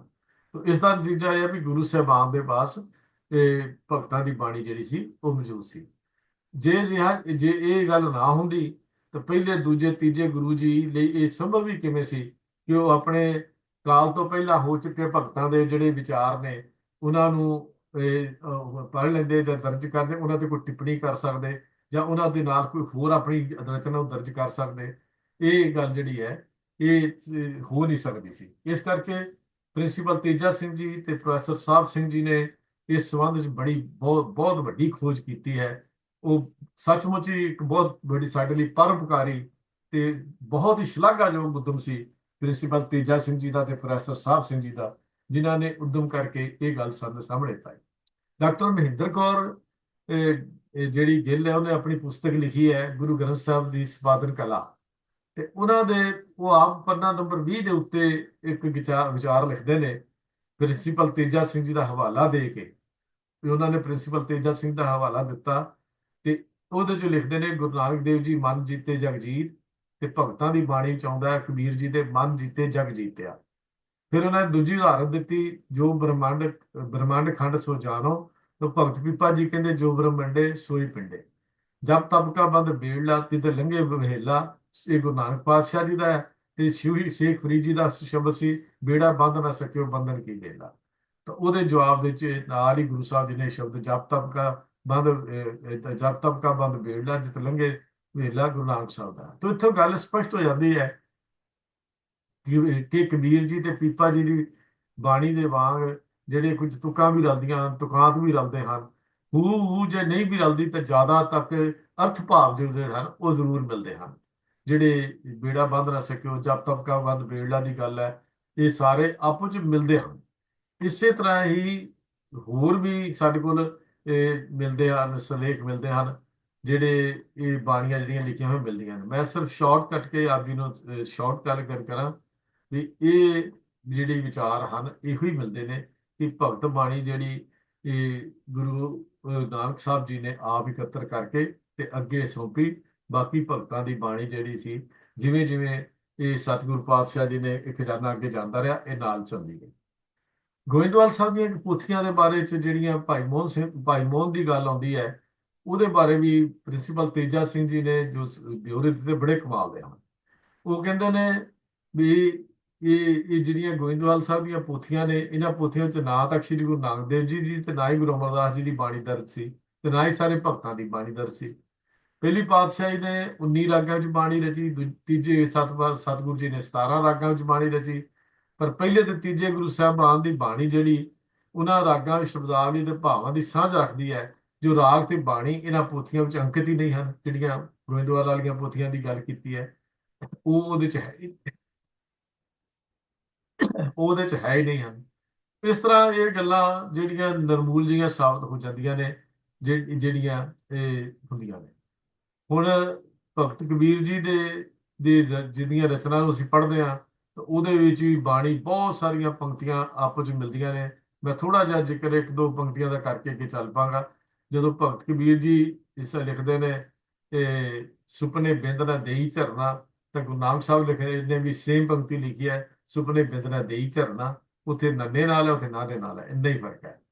ਕਬੀਰ ਸਾਹਿਬ ਲਿਖਦੇ ਨੇ ਕਾਇਆ ਕਾਇਆ ਕਲਾਲਨ ਲਾਹਨ ਮੇਲੂ ਗੁਰ ਕਾ ਸ਼ਬਦ ਗੁਰ ਕੀਨ ਦੇ। ਤੇ ਉਧਰ ਗੁਰੂ ਨਾਨਕ ਸਾਹਿਬ ਫਿਰ ਲਿਖਦੇ ਨੇ ਗੁਰ ਕਰ ਗਿਆਨ ਧਿਆਨ ਕਰ ਮਊਆ ਭਉ ਭਾਠੀ ਮਨ ਧਾਰਾ। ਤੇ ਇਹ ਵੀ ਕਬੀਰ ਜੀ ਦਾ ਸ਼ਬਦ ਹੈ, ਇਹ ਵੀ ਗੁਰ ਕਰ ਗਿਆਨ ਧਿਆਨ ਕਰ ਮਊਆ ਭਉ ਭਾਠੀ ਮਨ ਧਾਰਾ। 969 ਅੰਕ ਦੇ ਉੱਤੇ ਰਾਮਕਲੀ ਦੀ ਵਿੱਚ ਭਗਤ ਕਬੀਰ ਜੀ ਲਿਖਦੇ, ਪਰ ਗੁਰੂ ਨਾਨਕ ਸਾਹਿਬ ਲਿਖਦੇ ਗੁਰ ਕਰ ਗਿਆਨ ਧਿਆਨ ਕਰ ਧਾਵੇ ਕਰ ਕਰਨੀ ਕਸ ਪਾਈਏ ਭਾਠਾ ਭਾਠੀ ਪਾਉ ਪ੍ਰੇਮ ਕਾ ਪੋਚਾ ਇਤ ਰਸ ਅਮਿਓ ਚੁਆਈਏ ਬਾਬਾ ਮਨ ਮਤਵਾਰ ਨਾਮ ਰਸ ਪੀਏ। ਇਹ ਗੁਰੂ ਨਾਨਕ ਪਾਤਸ਼ਾਹ ਲਿਖਦੇ ਨੇ। ਇਹਦਾ ਮਤਲਬ ਜੇ ਇਹ ਰਚਨਾ ਜਿਹੜੀ ਇੱਕ ਦੂਜੇ ਦੇ ਕੋਲ ਸਾਂਝੀ ਸੀ, ਰਚਨਾ ਮਿਲਦੀਆਂ ਸੀ, ਸ਼ਬਦਾਵਲੀ ਵੀ ਮਿਲਦੀ ਹੈ, ਭਾਵ ਵੀ ਮਿਲਦੇ ਹਨ, ਅਰਥ ਵੀ ਮਿਲਦੇ ਹਨ। ਭਗਤ ਕਬੀਰ ਜੀ ਦੀ ਸਾਰੀ ਸ਼ਬਦਾਂ ਦੀ ਇਹ ਰਚਨਾ, ਇਸ ਤਰ੍ਹਾਂ ਹੀ ਭਗਤ ਰਾਮਦੇਵ ਜੀ ਦੇ ਸ਼ਬਦ ਨੇ, ਇਸੇ ਤਰ੍ਹਾਂ ਹੀ ਬਾਬਾ ਫਰੀਦ ਜੀ ਦੇ ਵਚਨ। ਤਾਂ ਗੱਲ ਸਾਰੀ ਇੱਥੇ ਸਪਸ਼ਟ ਹੋ ਗਈ। ਜੇ ਫਰੀਦ ਜੀ ਦੀ ਗੱਲ ਕਰਦੇ ਆ, ਜੇ ਫਰੀਦ ਜੀ ਦੇ ਸਲੋਕਾਂ ਨਾਲ ਗੁਰੂ ਨਾਨਕ ਸਾਹਿਬ ਦੇ ਸਲੋਕ ਦਰਜ ਨੇ 4, ਗੁਰੂ ਅਮਰਦਾਸ ਜੀ ਦੇ 5, ਗੁਰੂ ਰਾਮਦਾਸ ਜੀ ਦਾ 1, ਗੁਰੂ ਅਰਜਨ ਜੀ ਦੇ 8 ਸਲੋਕ। ਇਹਦਾ ਮਤਲਬ ਇਹ ਹੈ ਵੀ ਜੇ ਗੁਰੂ ਨਾਨਕ ਸਾਹਿਬ ਕੋਲ ਬਾਣੀ ਨਾ ਹੁੰਦੀ ਸ਼ੇਖ ਫਰੀਦ ਜੀ ਦੀ, ਤਾਂ ਉਹ ਦਰਜ ਕਿਵੇਂ ਹੋ ਜਾਂਦੇ। ਸਪਸ਼ਟ ਗੱਲ ਇਹ ਹੈ ਕਿ ਗੁਰੂ ਨਾਨਕ ਸਾਹਿਬ ਦੇ ਕੋਲ ਬਾਬਾ ਫਰੀਦ ਜੀ ਦੀ ਬਾਣੀ ਜਿਹੜੀ ਹੈ ਉਹ ਜੇ ਬਿਲਕੁਲ ਦਰਜ ਸੀ। ਤੇ ਭਗਤਾਂ ਦੀ ਬਾਣੀ ਗੁਰੂ ਨਾਨਕ ਸਾਹਿਬ ਨੇ ਆਪਣੇ ਉਦਾਸੀਆਂ ਦੇ ਸਮੇਂ ਹੀ ਇਕੱਠੀ ਕੀਤੀ, ਤੇ ਉਦਾਸੀਆਂ ਦੇ ਸਮੇਂ ਹੀ ਉਹ ਰਚਨਾਵਾਂ ਨੂੰ ਇਕੱਠਾ ਕਰਕੇ ਆਪਣੇ ਕੋਲ ਰੱਖਿਆ। ਇਹ ਬਾਣੀ ਦਾ ਖਜ਼ਾਨਾ ਆਪਣੇ ਇਹ ਅੱਗੇ ਦਿੰਦੇ। ਪ੍ਰੋਫੈਸਰ ਸਾਹਿਬ ਸਿੰਘ ਜੀ ਨੇ ਇੱਕ ਬੜੇ ਵਿਚਾਰ ਦਿੱਤੇ ਹਨ। ਇੱਕ ਹੋਰ ਮੈਂ ਗੱਲ ਜ਼ਰੂਰ ਕਰਨੀ ਚਾਹੁੰਦਾ, ਜਿਹੜੀ ਗੱਲ ਇਹ ਕਹੀ ਜਾਂਦੀ ਕਿ ਆਦਿ ਗ੍ਰੰਥ ਵਿੱਚ ਬਾਣੀ ਸ਼ਾਮਿਲ ਕਰਾਉਣ ਲਈ ਭਗਤ ਆਪ ਹੱਥ ਕੇ ਹਾਜ਼ਰ ਹੋ ਜਾਏ, ਇਹ ਕੇਵਲ ਸ਼ਰਧਾ ਤੇ ਵਿਸ਼ਵਾਸ ਦੀ ਉੱਤੇ ਪੈਦਾ ਹੋਇਆ ਇਹ ਗੱਲਬਾਤ ਹੈ। ਕਿਉਂਕਿ ਕੁਝ ਵਿਦਵਾਨ ਵੀ ਕਹਿੰਦੇ ਨੇ ਕਿ ਇਹਨਾਂ ਭਗਤਾਂ ਦੇ ਨਾਂ ਦੇ ਉੱਤੇ ਗੁਰੂ ਅਰਜਨ ਦੇਵ ਜੀ ਨੇ ਆਪਣੀ ਰਚਨਾ ਦਰਜ ਰਚ ਕੇ ਤੇ ਨਾਮ ਉਹਨਾਂ ਦੇ ਵਰਤ ਲਏ, ਇਹ ਹੋਰ ਵੀ ਖਤਰਨਾਕ ਹੈ। ਤੋ ਇਹਦੇ ਤੇ ਪ੍ਰੋਫੈਸਰ ਸਾਹਿਬ ਸਿੰਘ ਜੀ ਦੇ ਵਿਚਾਰ ਬੜੇ ਕਮਾਲ ਦੇ ਹਨ। ਉਹ ਆਪਾਂ ਜ਼ਰੂਰ ਇੱਕ ਉਹਦਾ ਅਧਿਐਨ ਕਰ ਲਈਏ।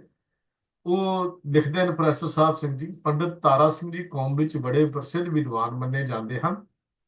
ਉਹ ਲਿਖ ਕੇ ਗਏ ਹਨ ਕਿ ਭਗਤਾਂ ਦੀ ਸਾਰੀ ਬਾਣੀ ਗੁਰੂ ਅਰਜਨ ਸਾਹਿਬ ਜੀ ਨੇ ਭਗਤਾਂ ਦੇ ਨਾਮ ਹੇਠਾਂ ਆਪ ਹੀ ਉਚਾਰੀ ਹੈ। ਭੋਲੇਪਨ ਵਿੱਚ ਕਿਤਨਾ ਭਾਰਾ ਦੂਸ਼ਣ ਲਾਇਆ ਹੈ ਗੁਰੂ ਪਾਤਸ਼ਾਹ ਦੇ ਉੱਤੇ। ਅਣਜਾਣ ਤੋਂ ਅਣਜਾਣ ਲਿਖਾਰੀ ਵੀ ਜਾਣਦਾ ਹੈ ਕਿ ਇਹ ਇੱਕ ਇਖਲਾਕੀ ਜੁਰਮ ਹੈ। ਪਰ ਸ਼ੁਕਰ ਹੈ ਕਿ ਪੰਡਤ ਜੀ ਦੀ ਸਮਰੋਧ ਨੂੰ ਬਾਣੀ ਦੀ ਅੰਦਰਲੀ ਗਵਾਹੀ ਨੇ ਆਪ ਹੀ ਝੂਠਾ ਸਾਬਤ ਕਰ ਦਿੱਤਾ ਹੈ। ਕਬੀਰ ਜੀ ਦੇ ਕਈ ਸ਼ਲੋਕ ਐਸੇ ਹਨ ਜੋ ਗੁਰੂ ਅਮਰਦਾਸ ਜੀ ਦੇ ਪਾਸ ਮੌਜੂਦ ਸਨ, ਤੇ ਜਿਨ੍ਹਾਂ ਦੇ ਨਾਲ ਨਾਲ ਤੀਜੇ ਪਾਤਸ਼ਾਹ ਜੀ ਨੇ ਆਪਣੇ ਵੱਲੋਂ ਕੁਝ ਢੁਕਵੇਂ ਖਿਆਲ ਵੀ ਪੇਸ਼ ਕੀਤੇ ਹਨ। ਤਾਂ ਇਹ ਵਿਚਾਰ ਪ੍ਰੋਫੈਸਰ ਸਾਹਿਬ ਸਿੰਘ ਜੀ ਨੇ ਆਦਿ ਬੀੜ ਬਾਰੇ ਜਿਹੜੀ ਕਿਤਾਬ ਹੈ ਉਹਦੇ ਵਿੱਚ ਉਹਨਾਂ ਨੇ ਲਿਖੀ ਹੈ, ਜਾਂ ਭਗਤ ਬਾਣੀ ਸਟੀਕ ਦੇ ਵਿੱਚ ਵੀ ਪ੍ਰੋਫੈਸਰ ਸਾਹਿਬ ਸਿੰਘ ਜੀ ਨੇ ਇਹ ਗੱਲ ਲਿਖੀ ਹੈ।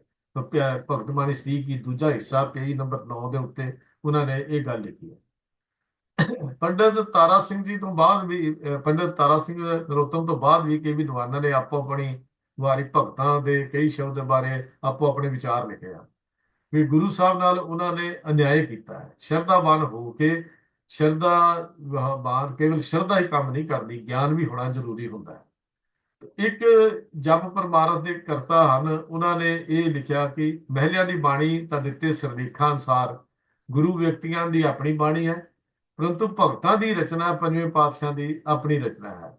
ਇਹ ਜਿਹੜੇ ਹੈ ਜਪ ਪਰਮਾਰਥ ਦੇ ਜਿਹੜਾ ਮੈਂ ਪਹਿਲਾਂ ਵੀ ਜ਼ਿਕਰ ਕੀਤਾ ਸੀ ਪ੍ਰੋਫੈਸਰ ਧਰਮਾਨੰਦ ਸਿੰਘ ਦੇ, ਉਹਨੇ ਇਹ ਕਿਤਾਬ ਲਿਖੀ ਹੈ। ਤੇ ਉਹਦੇ ਚ ਵੀ ਜੇ ਗੱਲ ਪਤਾ ਲੱਗ ਜਾਏ ਆਪਾਂ ਨੂੰ, ਜਦੋਂ ਆਪਾਂ ਇਹ ਗੱਲ ਪੜ੍ਹ ਹੀ ਲੈਂਦੇ ਹਾਂ ਵੀ ਗੁਰੂ ਭਗਤਾਂ ਦੀ ਬਾਣੀ ਦੇ ਨਾਲ ਗੁਰੂ ਸਾਹਿਬਾਨ ਜੀ ਦੀ ਹੋਰ ਵੇਰਵੇ ਸਹਿਤ ਉਸ ਸ਼ਬਦ ਨੂੰ ਹੋਰ ਖੋਲ੍ਹਣ ਦੇ ਲਈ, ਹੋਰ ਵਿਚਾਰ ਦੇਣ ਦੇ ਲਈ ਆਪਣੀਆਂ ਰਚਨਾਵਾਂ ਆਪਣੇ ਦਰਜ ਕੀਤੀਆਂ, ਤਾਂ ਫਿਰ ਇਹ ਗੱਲ ਮੰਨਣਯੋਗ ਨਹੀਂ ਰਹਿ ਜਾਂਦੀ ਕਿ ਗੁਰੂ ਸਾਹਿਬ ਕੋਲ ਭਗਤਾਂ ਦੀ ਬਾਣੀ ਹੈ ਹੀ ਨਹੀਂ ਸੀ।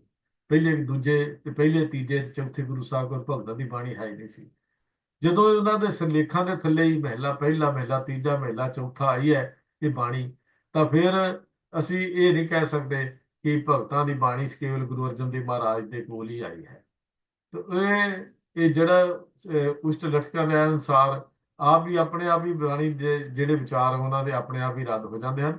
ਡਾਕਟਰ ਦੀਵਾਨ ਸਿੰਘ ਨੇ ਇੱਕ ਪੁਸਤਕ ਲਿਖੀ ਹੈ, ਡਾਕਟਰ ਦੀਵਾਨ ਸਿੰਘ ਜੀ ਨੇ, ਉਹਦੇ ਵਿੱਚ ਉਹ ਇੱਕ ਕਮਾਲ ਦੀ ਗੱਲ ਇਹ ਲਿਖਦੇ ਨੇ, ਉਹਨਾਂ ਦੀ ਫਰੀਦ ਦਰਸ਼ਨ ਕਿਤਾਬ ਲਿਖੀ ਹੈ, ਜਿਹੜੀ ਉਹਦਾ ਤੀਜਾ ਐਡੀਸ਼ਨ ਸੀ, ਉਹਦਾ ਪੇਜ ਨੰਬਰ 108 ਦੇ ਉੱਤੇ ਉਹਨਾਂ ਨੇ ਇੱਕ ਗੱਲ ਲਿਖੀ ਕਮਾਲ ਦੀ।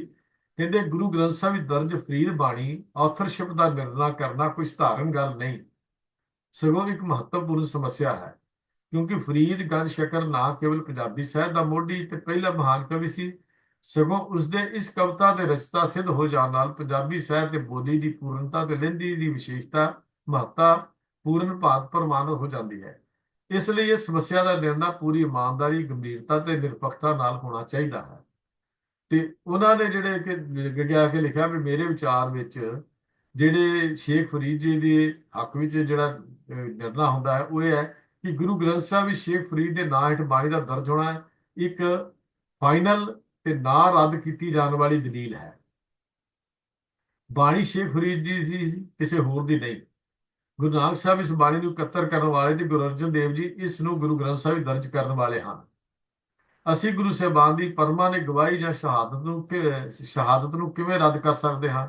ਸਾਡਾ ਇਹ ਟਲ ਵਿਸ਼ਵਾਸ ਹੈ ਕਿ ਗੁਰੂ ਸਾਹਿਬਾਨ ਦੀ ਬੁੱਧ ਵਿਵੇਕਤਾ ਤੇ ਤ੍ਰੈ ਕਾਲ ਦੀ ਸਚਾਰਤਾ ਵੀ ਜਦੋਂ ਪ੍ਰਪੱਖ ਹੈ, ਤਾਂ ਫਿਰ ਕਦੇ ਵਾਧੂ ਅਨੁਮਾਨਾਂ ਤੇ ਅਨਸਾਰ ਦੇ ਟਪਲੇ ਕਿਉਂ ਖਾਈਏ, ਜਾਂ ਫਿਰ ਗਵਾਹੀ ਲੱਭੇ ਕਿ ਸ਼ੇਖ ਬ੍ਰਹਮ ਨੇ ਕਵਿਤਾ ਰਚੀ ਸੀ। ਕਹਿੰਦੇ ਇਹ ਗੱਲਾਂ ਜਿਹੜੀਆਂ ਨਿਰਮੂਲ ਜਿਹੀਆਂ ਸਾਬਤ ਹੋ ਜਾਂਦੀਆਂ ਨੇ, ਅਸੀਂ ਕਿਉਂ ਇਹ ਗੱਲਾਂ ਜਿਹੜੀਆਂ ਕਰੀਏ? ਤਾਂ ਬੜੀ ਸਪਸ਼ਟ ਗੱਲ ਹੈ ਕਿ ਸ਼ੇਖ ਫਰੀਦ ਜੀ ਨੇ ਜਿਹੜੀ ਬਾਣੀ ਜੇ ਆਪ ਨਾ ਰਚੀ ਹੁੰਦੀ, ਸ਼ੇਖ ਬ੍ਰਹਮ ਨੇ ਰਚੀ ਹੁੰਦੀ, ਤਾਂ ਫਿਰ ਹੋਰ ਕਿਸੇ ਨੂੰ ਹੱਕ ਨਹੀਂ ਸੀ ਕਿ ਉਹ ਫਰੀਦ ਜੀ ਦਾ ਨਾਮ ਵਰਤਦਾ। ਇਸੇ ਤਰ੍ਹਾਂ ਜਿਵੇਂ ਗੁਰੂ ਨਾਨਕ ਦਾ ਨਾਮ ਨਹੀਂ ਸੀ ਕੋਈ ਬਾਹਰਲਾ ਵਿਅਕਤੀ ਵਰਤ ਸਕਦਾ, ਤੇ ਜਿਵੇਂ ਗੁਰੂ ਸਾਹਿਬ ਜੀ ਨਾਨਕ ਨਾਮ ਦੀ ਉਪਨਾਮ ਵਰਤੋਂ ਕਰਦੇ ਸੀ, ਇਸੇ ਤਰ੍ਹਾਂ ਸ਼ੇਖ ਫਰੀਦ ਜੀ ਨੇ ਆਪਣੇ ਬਾਣੀ 'ਚ ਸ਼ੇਖ ਫਰੀਦ ਦੇ ਨਾਮ ਦੀ ਵਰਤੋਂ ਕੀਤੀ ਹੈ।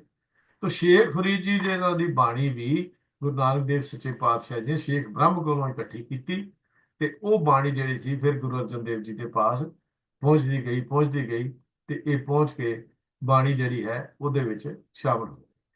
ਅਸੀਂ ਜਿਹੜੀ ਗੱਲ ਮੈਂ ਇੱਕ ਸ਼ੁਰੂ ਕੀਤੀ ਸੀ, ਜਿਹੜੀ ਇੱਕ ਬਾਬਾ ਮੋਹਨ ਬਾਰੇ ਵੀ ਗੱਲ ਹੈ, ਉਹਨੂੰ ਵੀ ਥੋੜਾ ਜਿਹਾ ਹੋਰ ਆਪਾਂ ਜ਼ਰੂਰ ਕਰਨਾ, ਕਿਉਂਕਿ ਉਹ ਬੜਾ ਅੱਜ ਕੱਲ ਚੱਕਰ ਪਿਆ ਹੋਇਆ ਜਿਹੜਾ ਬਾਬਾ ਮੋਹਨ ਜੀ ਬਾਰੇ ਪੂਥੀਆਂ ਲੈਣ ਦੀ ਗੱਲ ਹੈ।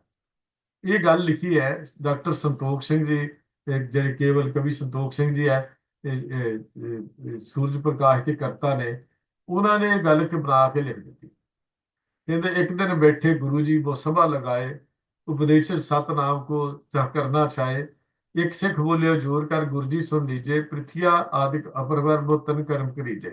खैर मैं ਜ਼ਿਆਦਾ ਲੰਬੀ ਇਹ ਗੱਲ ਨਹੀਂ ਕਰਾਂਗਾ, ਕਵਿਤਾ ਉਹਨਾਂ ਲਿਖੀ ਹੈ। ਇਹਦੇ 'ਚ ਅਖੀਰ ਤੇ ਜਾ ਕੇ ਉਹ ਲਿਖਦੇ ਆ ਕਿ ਬਾਬਾ ਮੋਹਨ ਜੀ ਤੋਂ ਗੁਰਬਾਣੀ ਦੀਆਂ ਸੈਂਚੀਆਂ ਲੈਣ ਵਾਸਤੇ ਪਹਿਲਾਂ ਭਾਈ ਗੁਰਦਾਸ ਜੀ ਨੂੰ ਭੇਜਿਆ, ਫਿਰ ਬਾਬਾ ਬੁੱਢਾ ਜੀ ਨੂੰ ਭੇਜਿਆ। ਕਿਸੇ ਨੂੰ ਜਦੋਂ ਸਫਲਤਾ ਨਾ ਹੋਈ, ਬਾਬਾ ਮੋਹਨ ਜੀ ਆਪ ਚੁਬਾਰੇ 'ਚ ਸਮਾਧੀ ਲਾ ਕੇ ਬੈਠੇ ਹੋਏ ਸੀ। ਬਾਬਾ ਬੁੱਢਾ ਜੀ ਦੇ ਚੁਬਾਰੇ ਦੇ ਬੂਹੇ ਦੀ ਚੁਗਾਠ ਪੁੱਟ ਕੇ ਵੀ ਅੰਦਰ ਜਾ ਵੜੇ ਸਨ, ਤੇ ਉਹਨਾਂ ਨੇ ਲਿਖਿਆ ਕਿ ਬਾਬਾ ਮੋਹਨ ਜੀ ਜਿਹੜੇ ਬਾਬਾ ਬੁੱਢਾ ਜੀ ਸੀ, ਉਹ ਚੁਗਾਠ ਪੁੱਟ ਕੇ ਤੇ ਅੰਦਰ ਚਲੇ ਗਏ। ਬਾਬਾ ਬੁੱਢੀ ਜੀ ਦੇ ਚੂਥੀ ਪੁੱਟ ਕੇ ਚੁਬਾਰੇ ਦੇ ਅੰਦਰ ਜਾਣ ਦੀ ਖਬਰ ਕਿਸੇ ਗੁਆਂਢੀ ਨੇ ਬਾਬੇ ਮੋਹਰੀ ਨੂੰ ਦੇ ਦਿੱਤੀ, ਤੇ ਉਹ ਦੌੜਦੇ ਆਏ ਤੇ ਆ ਕੇ ਬਾਬਾ ਬੁੱਢਾ ਜੀ ਨੂੰ ਆ ਕੇ ਇਹ ਜਿਹੜੀ ਲਿਖੀ ਜੋ ਕਿਹਾ ਉਹ ਕਵਿਤਾ ਦੇ ਵਿੱਚ ਲਿਖਿਆ ਹੋਇਆ। ਤੇ ਇਹ ਕਵਿਤਾ ਹੈ ਜੋ ਉਹਨਾਂ ਦੀਆਂ ਮਨੋਕਲਪ ਜੀਆਂ ਗੱਲਾਂ ਜੀਆਂ ਲਿਖੀਆਂ ਹੋਈਆਂ ਨੇ।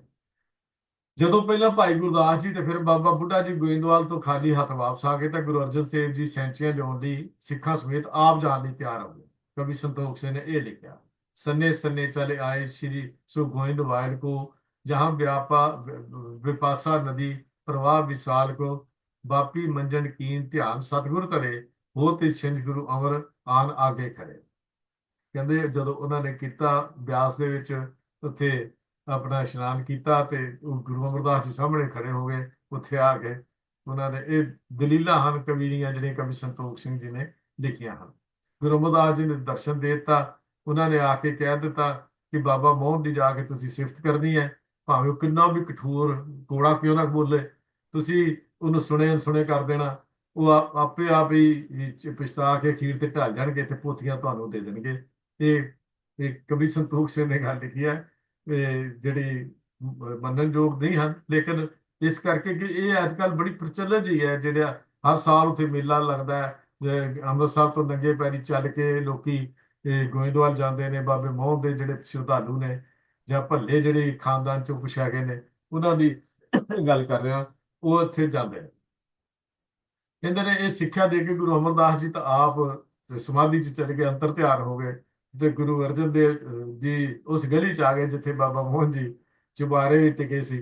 ਗਲੀ 'ਚ ਭੁੰਜੇ ਹੀ ਕਿ ਸਤਿਗੁਰੂ ਜੀ ਬੈਠ ਗਏ ਤੇ ਹੱਥ 'ਚ ਤੰਬੂਰਾ ਲੈ ਕੇ ਬਾਬਾ ਮੋਹਨ ਜੀ ਦੀ ਸਿਫਤ ਦਾ ਇੱਕ ਸ਼ਬਦ ਗਾਉਣਾ ਸ਼ੁਰੂ ਕੀਤਾ, ਜਿਹੜਾ ਗੌੜੀ ਰਾਗ ਦੇ ਵਿੱਚ ਦਰਜ ਹੈ। ਤੋ ਕਵੀ ਜੀ ਇਹ ਵੀ ਨਾਲ ਲਿਖਦੇ ਕਿ ਨਾਲ ਨਾਲ ਸ਼ਬਦ ਬਣਾਉਂਦੇ ਗਏ ਤੇ ਨਾਲ ਨਾਲ ਗਾਉਂਦੇ ਗਏ। ਉਹ ਜਿਹੜਾ ਪਹਿਲਾ ਮੋਹਨ ਤੇਰੇ ਉੱਚੇ ਮੰਦਰ ਮਹਿਲ ਅਪਾਰਾ, ਇਹ ਮੋਹਨ ਤੇਰੇ ਸੋਹਣ ਦੁਆਰ ਜਿਉ ਸੰਤ ਧਰਮਸ਼ਾਲਾ।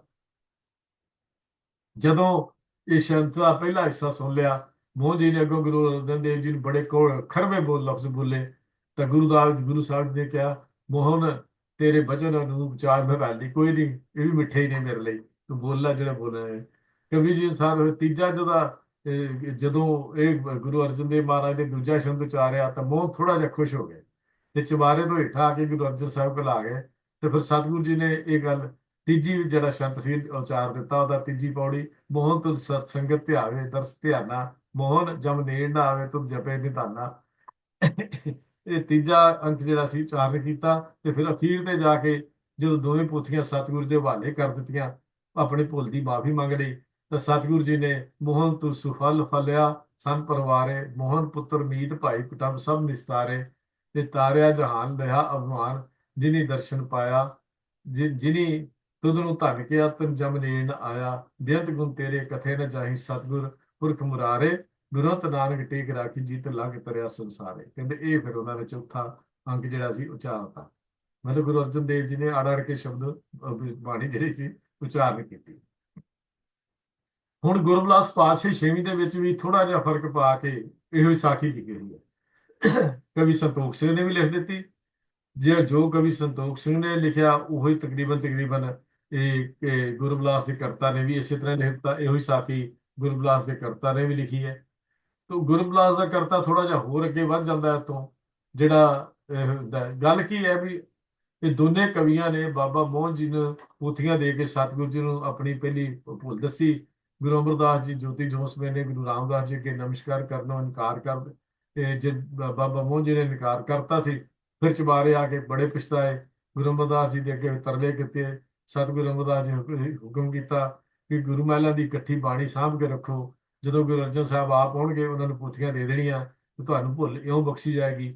ਇਹ ਗੱਲ ਜਿਹੜੀ ਲਿਖੀ ਹੈ, ਇਹ ਦੂਜੇ ਮੈਂ ਬੇਨਤੀ ਕੀਤੀ ਵੀ ਦੂਜੇ ਵਿਦਵਾਨ ਜਿਹੜੇ ਸੱਜਣ ਆਪਣੇ ਆਪ ਨੂੰ ਮੰਨਦੇ ਨੇ, ਉਹਨਾਂ ਨੇ ਇਹ ਲਿਖ ਦਿੱਤੀ ਕਿ ਗੁਰਬਲਾਸ ਪਾਤਸ਼ਾਹੀ ਛੇਵੀਂ ਦੇ ਵਿੱਚ ਇਹ ਗੱਲ ਗੁਰਬਲਾਸ ਪਾਤਸ਼ਾਹੀ ਦੀ ਗਵਾਹੀ ਜਿਹੜੀ ਹੈ ਉਹਦੇ 'ਚ ਇਹ ਲਿਖੀ ਮਿਲਦੀ ਹੈ ਗੁਰਬਲਾਸ ਦੇ ਵਿੱਚ।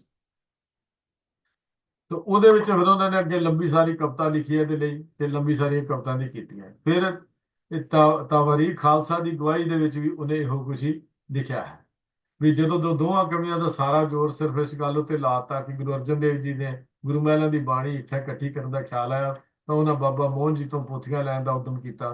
ਪਰ ਗਿਆਨੀ ਗਿਆਨ ਸਿੰਘ ਜੀ ਜਿਹੜੇ ਤਵਾਰੀ ਗੁਰੂ ਖਾਲਸਾ ਹੀ ਲਿਖਦੇ ਹੈ, ਗੁਰੂ ਸਾਹਿਬ ਨੇ ਦੂਰ ਨੇੜੇ ਸਭ ਸਿੱਖਾਂ ਨੂੰ ਹੁਕਮਨਾਮੇ ਭੇਜ ਕੇ ਸਭ ਗੁਰੂ ਵੇਖਣੇ ਸ਼ਬਦ ਇਕੱਠੇ ਕੀਤੇ। ਇੱਕ ਤੀਜਾ ਹੋਰ ਇਹ ਵਿਚਾਰ ਜਿਹੜਾ ਦਿੱਤਾ ਜਾਂਦਾ ਹੈ ਗਿਆਨੀ ਗਿਆਨ ਸਿੰਘ ਵੱਲੋਂ, ਉਹ ਲਿਖਦੇ ਵੀ ਉਹਨਾਂ ਨੇ ਗੁਰੂ ਸਿੰਘ ਨੇ ਹੁਕਮਨਾਮੇ ਭੇਜੇ ਤੇ ਜਾ ਕੇ ਕਿਹਾ ਵੀ ਸ਼ਬਦ ਜਿਹੜੇ ਜਿਹਦੇ ਕੋਲ ਹੈਗਾ ਇਕੱਠੇ ਲਿਆਓ। ਗੁਰੂ ਅਰਜਨ ਸਾਹਿਬ ਜੀ ਨੇ ਭਾਈ ਮੋਹਨ ਜੀ ਵਾਲੀਆਂ ਪੋਥੀਆਂ ਬਾਰੇ ਲਿਖਦੇ ਨੇ ਕਿ ਗੁਰੂ ਅਰਜਨ ਸਾਹਿਬ ਜੀ ਨੇ ਵਿਚਾਰ ਕੀਤੀ ਕਿ ਮਜ਼ਹਬ ਕੌਮ ਧਰਮ ਪੁਸਤਕ ਦੇ ਆਸਰੇ ਫੈਲਦਾ ਹੈ, ਸਿੱਖ ਕੌਮ ਤਾਂ ਸਦਾ ਸਥਿਤੀ ਵਾਸਤੇ ਈਸ਼ਵਰੀ ਬਾਣੀ ਸੰਗ੍ਰਹਿ ਕਰਕੇ ਇੱਕ ਧਰਮ ਪੁਸਤਕ ਗ੍ਰੰਥ ਦੇ ਨਾਮ ਕਰੀਏ। ਇਹ ਵਿਚਾਰ ਕੇ ਗੁਰੂ ਸਾਹਿਬ ਨੇ ਸਭ ਦੇਸ਼ ਦੀ ਛੰਤਰਾਂ ਦੇ ਸਿੱਖਾਂ ਨੂੰ ਹੁਕਮਨਾਮੇ ਲਿਖੇ, ਜਿਸ ਵਿੱਚ ਕੋਈ ਖਾਸ ਜਿਸ ਕੋਲ ਕੋਈ ਗੁਰੂ ਦਾ ਕੋਈ ਸ਼ਬਦ ਹੈ ਸਾਂਭ ਕੇ ਲੈ ਆਵੇ। ਇਹ ਹੁਕਮ ਸੁਣ ਕੇ ਗੁਰੂ ਨਾਨਕ ਦੇਵ ਜੀ ਦੇ ਸਮੇਂ ਦੇ ਸ਼ਬਦਾਂ ਦਾ ਸਿੱਖਾਂ ਨੇ ਕੰਠ ਕਰ ਰੱਖੇ ਸਨ ਜਾਂ ਲਿਖ ਰੱਖੇ ਸਨ, ਉਹ ਸਾਂਭ ਕੇ ਲਿਆਏ, ਗੁਰੂ ਜੀ ਪਾਸ ਲਿਖਾਤੇ। ਇਸ ਪ੍ਰਕਾਰ ਬਹੁਤ ਬਾਣੀ ਗੁਰੂ ਜੀ ਕੋਲ ਇਕੱਠੀ ਹੋ ਗਈ। ਬਾਕੀ ਬਾਣੀ ਦੀ ਥੋੜੀ ਜਿਹੀ ਦੋ ਪੋਥੀਆਂ ਮੋਹਨ ਜੀ ਪਾਸ ਗੋਇੰਦਵਾਲ ਸਨ, ਗੁਰੂ ਜੀ ਆਪ ਜਾ ਕੇ ਲਿਆਏ। ਇਸ ਤਰ੍ਹਾਂ ਕਈ ਵਰਸ਼ ਚੌਹਾਂ ਗੁਰੂਆਂ ਦੀ ਤੇ ਆਪਣੀ ਬਾਣੀ ਸਿਲਸਿਲੇ ਬਾਰੇ ਕਾਇਮ ਕਰ ਲਈ। ਇਹ ਗਿਆਨੀ ਗਿਆਨ ਸਿੰਘ ਨੇ ਇਹਨੂੰ ਇਸ ਢੰਗ ਦੇ ਨਾਲ ਲਿਖਿਆ ਹੈ। ਤਿੰਨੇ ਇਤਿਹਾਸਕਾਰਾਂ ਦੀ ਜਿਹੜੀ ਗੱਲਬਾਤ ਹੈ ਇਹ ਸਾਡੇ ਸਾਹਮਣੇ ਹੈ, ਸੂਰਜ ਪ੍ਰਕਾਸ਼ ਦੀ, ਗੁਰਬਲਾਸ ਦੇ ਕਰਤੇ ਦੀ, ਤੇ ਇਹ ਜਿਹੜੇ ਇਹ ਸਾਡੇ ਸਾਹਮਣੇ ਹੈ। ਸਾਨੂੰ ਹੁਣ ਪਤਾ ਲੱਗ ਜਾਣਾ ਚਾਹੀਦਾ ਹੈ ਵੀ ਇਹਦੇ ਚ ਸੱਚ ਕੀ ਹੈ ਤੇ ਝੂਠ ਕੀ ਹੈ, ਸਾਨੂੰ ਇਸ ਗੱਲ ਦਾ ਜ਼ਰੂਰ ਪਤਾ ਹੋਣਾ ਚਾਹੀਦਾ ਹੈ। ਤੀਜੀ ਗੱਲ ਲਿਖੀ ਹੈ, ਉਹ ਪਹਿਲੇ ਦੋ ਇਤਿਹਾਸਕਾਰਾਂ ਨੇ ਬਿਲਕੁਲ ਨਹੀਂ ਲਿਖੀ ਵੀ ਗੁਰੂ ਸਾਹਿਬ ਜੀ ਨੇ ਹੁਕਮਨਾਮੇ ਭੇਜੇ ਤੇ ਬਾਣੀ ਇਕੱਠੀ ਕਰਨੀ, ਉਹ ਬਿਲਕੁਲ ਕਿਤੇ ਨਹੀਂ ਲਿਖੀ। ਗਿਆਨੀ ਗਿਆਨ ਸਿੰਘ ਦੀ ਗੱਲਬਾਤ ਜਿਹੜੀ ਹੈ, ਗਿਆਨੀ ਗਿਆਨ ਸਿੰਘ ਦੀ ਗੱਲ, ਉਹ ਦੂਜਿਆਂ ਦੇ ਨਾਲ ਮਿਲਦੀ ਨਹੀਂ ਹੈ। ਤਾਂ ਗੱਲ ਅਸਲ 'ਚ ਇਹ ਗੱਲ ਕਰ ਲਈਏ, ਇਹ ਜਿਹੜੇ ਜੱਕੜ ਹਨ ਜਾਂ ਦੂਜੇ ਲਫ਼ਜ਼ਾਂ 'ਚ ਗੱਲ ਕਰੀਏ, ਇਹ ਕੁਛ ਨਹੀਂ। ਨਾ ਹੀ ਗੁਰੂ ਪਾਤਸ਼ਾਹ ਜੀ ਨੇ ਮੋਹਨ ਦੇ ਬਾਬਾ ਮੋਹਨ ਦੇ ਵਿੱਚ ਕਿਤੇ ਸ਼ਬਦ ਉਚਾਰਨ ਕੀਤਾ, ਤੇ ਨਾ ਹੀ ਗੁਰੂ ਪਾਤਸ਼ਾਹ ਜੀ ਨੇ ਕਿਸੇ ਹੋਰ ਦੀ ਸਿਫਤ ਸਲਾਹ ਦੇ ਵਿੱਚ ਕੋਈ ਸ਼ਬਦ ਐਸਾ ਉਚਾਰਨ ਕੀਤਾ, ਕਿਉਂਕਿ ਇਹ ਧੁਰਕੀ ਬਾਣੀ ਹੈ। ਇਹ ਬਾਣੀ ਦੇ ਵਿੱਚ ਮਿਲਾਵਟ ਕਰਨੀ ਇਹ ਕਿਸੇ ਦੇ ਧਿਆਨ ਨਹੀਂ, ਇਹ ਨਾ ਹੀ ਕਿਸੇ ਦੇ ਕੋਈ ਵੱਸ ਦੀ ਗੱਲ ਸੀ, ਨਾ ਹੀ ਗੁਰੂ ਸਾਹਿਬ ਇਹ ਬਰਦਾਸ਼ਤ ਕਰ ਸਕਦੇ ਸੀ ਇਸ ਬਾਣੀ ਦੇ ਵਿੱਚ ਕੋਈ ਮਿਲਾਵਟ ਕਰਦਾ। ਹੋਰ ਵੀ ਬਹੁਤ ਸਾਰੀਆਂ ਦਲੀਲਾਂ ਹਨ। ਪ੍ਰੋਫੈਸਰ ਸਾਹਿਬ ਸਿੰਘ ਜੀ ਨੇ ਆਦ ਬੀੜ ਬਾਰੇ ਕਿਤਾਬ ਦੇ ਵਿੱਚ ਬੜੀਆਂ ਜਾਣਕਾਰੀਆਂ ਲੰਬੀਆਂ ਲਿਖੀਆਂ ਨੇ। ਉਹਨਾਂ ਨੇ ਇਹ ਗੁਰਬਾਣੀ ਦਾ ਆਪਸੀ ਟਾਕਰਾ ਕੀਤਾ। ਉਹਨਾਂ ਨੇ ਹੋਰ ਵੀ ਦਲੀਲਾਂ ਜਿਹੜੀਆਂ ਲਿਖੀਆਂ ਨੇ, ਕਿ ਜੀਵੀ ਸਿੰਘ ਦੀ ਕਿਤਾਬ ਲਿਖੀ ਹੈ, ਉਹਨੂੰ ਵੀ ਕੱਟ ਕੀਤਾ, ਜਿਹਨੇ ਇਹ ਲਿਖ ਦਿੱਤਾ ਸੀ ਕਿ ਗੁਰੂ ਸਾਹਿਬ ਜੀ ਜੇ ਛੋਟੇ ਸੀ ਉਹ ਸ਼ਾਇਰ ਬਣਨਾ ਪਸੰਦ ਕਰਦੇ ਸਨ। ਇਸ ਤਰ੍ਹਾਂ ਦੀਆਂ ਗੱਲਾਂ ਉਹਨੇ ਲਿਖੀਆਂ ਨੇ, ਤੇ ਉਹ ਗੱਲਾਂ ਨੂੰ ਵੀ ਪ੍ਰੋਫੈਸਰ ਸਾਹਿਬ ਸਿੰਘ ਜੀ ਨੇ ਆਪਣੇ ਜਿਹੜਾ ਬੜਾ ਕੱਟ ਦਲੀਲ ਦੇ ਨਾਲ ਸਾਬਤ ਕਰਤਾ ਵੀ ਗੱਲਾਂ ਜਿਹੜੀਆਂ ਹਨ ਇਹ ਸਾਰੀਆਂ ਝੂਠੀਆਂ ਹਨ, ਕਿਉਂਕਿ ਉਹ ਲਿਖਦਾ ਸੀ ਗੁਰੂ ਸਾਹਿਬ ਜੀ ਤਾਂ ਕਲਾ ਤੋਂ ਬਚਣ ਦੇ ਲਈ ਇੱਧਰ ਉੱਧਰ ਚਲੇ ਗਏ। ਜੀਵੀ ਸਿੰਘ ਨੇ ਕੁਛ ਇਹੋ ਜਿਹੀਆਂ ਗੱਲਾਂ ਵੀ ਜਿਹੜੀਆਂ ਨੇ ਇਹ ਲਿਖੀਆਂ ਹਨ। ਗੁਰੂ ਅੰਗਦ ਦੇਵ ਜੀ ਦੀ ਗੱਲ ਸਿਰਫ ਇੰਨੀ ਹੈ, ਅਖੀਰ ਤੇ ਇਹੋ ਗੱਲ ਕਰਨੀ ਵਾਪਰ ਨੂੰ ਬਣਦੀ ਹੈ ਕਿ ਗੁਰੂ ਨਾਨਕ ਸਾਹਿਬ ਨੇ ਬਾਣੀ ਜਿਹੜੀ ਹੈ ਉਹ ਗੁਰੂ ਅੰਗਦ ਦੇਵ ਜੀ ਸੱਚੇ ਪਾਤਸ਼ਾਹ ਨੂੰ ਦਿੱਤੀ। ਬਾਣੀ ਦੀਆਂ ਪੋਥੀਆਂ ਜਿਹੜੀਆਂ ਸਨ, ਇਹ ਗੁਰੂ ਨਾਨਕ ਸਾਹਿਬ ਜੀ ਦੀ ਸਾਰੀ ਬਾਣੀ ਗੁਰੂ ਅਮਰਦਾਸ ਜੀ ਦੇ ਕੋਲ ਮੌਜੂਦ ਸੀ। ਉਹ ਸਾਰਾ ਸਾਨੂੰ ਉਹਨਾਂ ਦੀਆਂ ਰਚਨਾਵਾਂ ਤੋਂ ਲਿਖਿਆ ਮਿਲ ਜਾਂਦਾ ਹੈ। ਗੁਰੂ ਸਾਹਿਬ ਜੀ ਦੀ, ਗੁਰੂ ਅਮਰਦਾਸ ਜੀ ਦੀ ਬਾਣੀ ਪੜ੍ਹ ਕੇ ਦੇਖਦੇ ਹਾਂ ਤੇ ਉਹਨਾਂ ਦੇ ਵਿੱਚ ਕਿੰਨਾ ਮਿਲਦਾ ਹੈ। ਪ੍ਰੋਫੈਸਰ ਸਾਹਿਬ ਸਿੰਘ ਜੀ ਰਾਗ ਵਾਈਜ਼, ਅਸ਼ਟਪਦੀਆਂ ਵਾਈਜ਼ ਇਹ ਸਾਰਾ ਕੁਝ ਉਹਦੀ ਡਿਟੇਲ ਦਿੱਤੀ ਹੈ ਵੀ ਕਿਹੜੀਆਂ ਅਸ਼ਟਪਦੀਆਂ, ਕਿੰਨਾ ਕਿੰਨਾ ਦਲੇਲ ਹੈ। ਉਹ ਆਪਾਂ ਨੂੰ ਬਹੁਤੇ ਉਚਾਰਨ ਦੀ ਲੋੜ ਨਹੀਂ ਹੈ ਵੀ ਹਰ ਰਾਗ ਦੇ ਵਿੱਚ ਅਸੀਂ ਦੇਖੀਏ ਵੀ ਕਿਹੜੇ ਕਿਹੜੇ ਸ਼ਬਦ ਮਿਲਦੇ ਹਨ ਗੁਰੂ ਨਾਨਕ ਦੇਵ ਜੀ ਦੇ ਜਾਂ ਗੁਰੂ ਅਮਰਦਾਸ ਜੀ ਦੇ, ਕਿਹੜੇ ਕਿਹੜੇ ਸ਼ਬਦ ਆਪਸ ਵਿੱਚ ਰਲਦੇ ਹਨ। ਇਹ ਬਹੁਤਾ ਸਾਨੂੰ ਸੋਚਣ, ਸਿਰਫ ਇੰਨੀ ਕੀ ਗੱਲ ਸਮਝਣ ਦੀ ਲੋੜ ਹੈ ਕਿ ਇਹ ਖਜ਼ਾਨਾ ਗੁਰੂ ਅਮਰਦਾਸ ਜੀ ਦੇ ਕੋਲ ਸੀ। ਇਸ ਵਾਸਤੇ ਹੀ ਉਹ ਸ਼ਬਦਾਂ ਦੇ ਨਾਲ ਰਲਦੇ ਮਿਲਦੇ ਸ਼ਬਦ ਜਿਹੜੇ ਹਨ ਗੁਰੂ ਅਰਜਨ ਦੇਵ ਜੀ ਨੇ ਉਚਾਰਨ ਕੀਤੇ, ਤੇ ਉਹਨਾਂ ਦੇ ਨਾਲ ਸ਼ਬਦਾਂ ਦਾ ਹੋਰ ਜੋੜਜਾ ਲਿਖਿਆ। ਹੁਣ ਜਿੱਥੋਂ ਤੱਕ ਬਾਬਾ ਮੋਹਨ ਜੀ ਦੀ ਉਸਤਤ ਦੀ ਗੱਲ ਆਪਾਂ ਕੀਤੀ ਹੈ, ਇਹ ਵੀ ਗੱਲ ਬੜੀ ਸਪਸ਼ਟ ਹੈ ਕਿ ਗੁਰਬਾਣੀ ਵਿੱਚ ਕਿਸੇ ਦੀ ਸ਼ਬਦ ਦੇ ਕਿਸੇ ਸਰੀਰ ਦੀ ਅਰਥ ਇਸ ਤਰ੍ਹਾਂ ਨਹੀਂ ਕੀਤੀ ਗਈ। ਮੋਹਨ ਜੀ ਦੀ ਉਸਤਤ ਜਿਹੜੀ ਸ਼ਬਦ ਵਿੱਚ ਸਮਝੀ ਜਾ ਰਹੀ ਹੈ, ਇਹਦਾ ਇੱਕ ਵਾਰੀ ਵੀਰ MP ਸਿੰਘ ਜੀ ਨੇ ਆਪਣੇ ਨਾਲ ਉਸ ਸ਼ਬਦ ਦੀ ਵਿਚਾਰ ਕੀ ਸਾਂਝੀ ਕੀਤੀ ਸੀ। ਮੈਂ ਤਾਂ ਸਿਰਫ ਸੰਖੇਪ ਜੀ ਗੱਲ ਕਰਦਾ ਵੀ ਬਾਬਾ ਮੋਹਨ ਜੀ ਦੇ ਨਿੱਕੇ ਜਿਹੇ ਚੁਬਾਰੇ ਦੇ ਵਿੱਚ ਗੁਰੂ ਅਰਜਨ ਦੇਵ ਜੀ ਦੇ ਉੱਚੇ ਮੰਦਰ, ਅਪਾਰ ਮਹਿਲ ਸ਼ਬਦ ਕਹਿ ਨਹੀਂ ਸਕਦੇ। ਇੱਕ ਨਿੱਕੀ ਜਿਹੀ ਚੁਬਾਰੀ ਨੂੰ ਉੱਚੇ ਮੰਦਰ, ਮਹਿਲ, ਅਪਾਰਾ ਕਹਿਣਾ ਹੈ ਤਾਂ ਝੂਠੀ ਉਸਤਤ ਹੈ। ਸਾਧ ਸੰਗਤ ਵੀ ਤੇ ਧਰਮਸ਼ਾਲਾ 'ਚ ਕਦੇ ਮੋਹਨ ਜੀ ਤੱਕ ਕੀਰਤਨ ਕਰਨ ਗਈ ਨਹੀਂ, ਨਾ ਹੀ ਉਹ ਜਾਂਦੇ ਸੀ। ਉਹਨਾਂ ਦੇ ਘਰ ਨੂੰ ਦਵਾਰ ਠਾਕਰ ਦਾ ਜਾਂ ਮੋਹਨ ਲਫ਼ਜ਼ ਦੀ ਵਰਤੋਂ ਜਿਹੜੀ ਕਰਕੇ ਇਹ ਆਪਾਂ ਸਮਝ ਲਈਏ ਵੀ ਇੱਥੇ ਉਹਦੀ ਸਿਫਤ ਵਿੱਚ ਸ਼ਬਦ ਉਚਾਰਨ ਕੀਤੇ, ਇਹ ਬਿਲਕੁਲ ਹੋ ਨਹੀਂ ਸਕਦਾ। ਮੋਹਨ ਸ਼ਬਦ ਕੇਵਲ ਇਸੇ ਥਾਂ ਤੇ ਨਹੀਂ ਆਇਆ ਗੁਰਬਾਣੀ ਵਿੱਚ, ਕੇਵਲ ਗੁਰੂ ਅਰਜਨ ਸਾਹਿਬ ਨੇ ਨਹੀਂ ਵਰਤਿਆ। ਮੋਹਨ ਸ਼ਬਦ ਤਾਂ ਗੁਰੂ ਨਾਨਕ ਦੇਵ ਜੀ ਨੇ ਇਸਤੇਮਾਲ ਕੀਤਾ, ਗੁਰੂ ਅਮਰਦਾਸ ਜੀ ਨੇ ਵੀ ਇਹ ਸ਼ਬਦ ਇਸਤੇਮਾਲ ਕੀਤਾ। ਗੁਰੂ ਨਾਨਕ ਸਾਹਿਬ ਲਿਖਦੇ ਹਨ, ਮੋਹਨ ਮੋਹ ਲਿਆ ਮਨ ਮੇਰਾ, ਬੰਧਨ ਖੋਲ ਨਿਰਾਰੇ। ਇਹ ਗੁਰੂ ਨਾਨਕ ਸਾਹਿਬ ਦਾ ਸ਼ਬਦ ਹੈ। ਗੁਰੂ ਨਾਨਕ ਸਾਹਿਬ ਦੇ ਬਸੰਤ ਰਾਗ ਦੀਆਂ ਅਸ਼ਟਪਦੀਆਂ ਵਿੱਚ ਵੀ ਇਹ ਸ਼ਬਦ ਵਰਤਿਆ ਗਿਆ, ਮੋਹਨ ਮੋਹ ਲਿਆ ਮਨ ਮੋਹੇ। ਫਿਰ ਗੁਰੂ ਅਮਰਦਾਸ ਜੀ ਕਹਿੰਦੇ ਨੇ, ਮਨ ਮੋਹਨ ਮੋਹ ਲਿਆ ਜੀਓ, ਦੁਬਦਾ ਸਹਿ ਸਮਾਏ।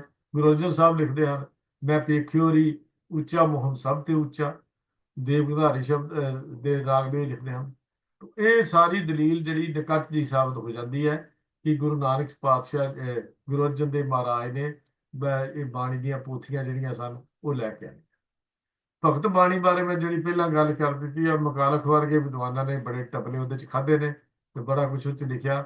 ਭਗਤ ਬਾਣੀ ਬਾਰੇ ਸਪਸ਼ਟ ਹੈ ਕਿ ਗੁਰੂ ਨਾਨਕ ਸਾਹਿਬ ਜੀ ਬਾਣੀ ਨੂੰ ਇਕੱਠੇ ਕਰਦੇ ਰਹੇ ਤੇ ਇਹ ਸੰਬੰਧ ਜਿਹੜਾ ਸੀ ਗੁਰੂ ਨਾਨਕ ਸਾਹਿਬ ਦੇ ਨਾਲ ਜੁੜਿਆ, ਔਰ ਸਾਰੀ ਬਾਣੀ, ਭਗਤ ਬਾਣੀ ਜਿਹੜੀ ਇਕੱਠੀ ਕਰਕੇ ਗੁਰੂ ਅਰਜਨ ਦੇਵ ਮਹਾਰਾਜ ਦੇ ਕੋਲ ਪਹੁੰਚੀ। ਜਦੋਂ ਉਹਨਾਂ ਗੁਰੂ ਗ੍ਰੰਥ ਸਾਹਿਬ ਜੀ ਦੀ ਬੀੜ ਲਿਖਾਈ ਤਾਂ ਭਗਤ ਬਾਣੀ ਨੂੰ ਵੀ ਨਾਲ ਬਣਦਾ ਮਾਨ ਸਨਮਾਨ ਦਿੱਤਾ।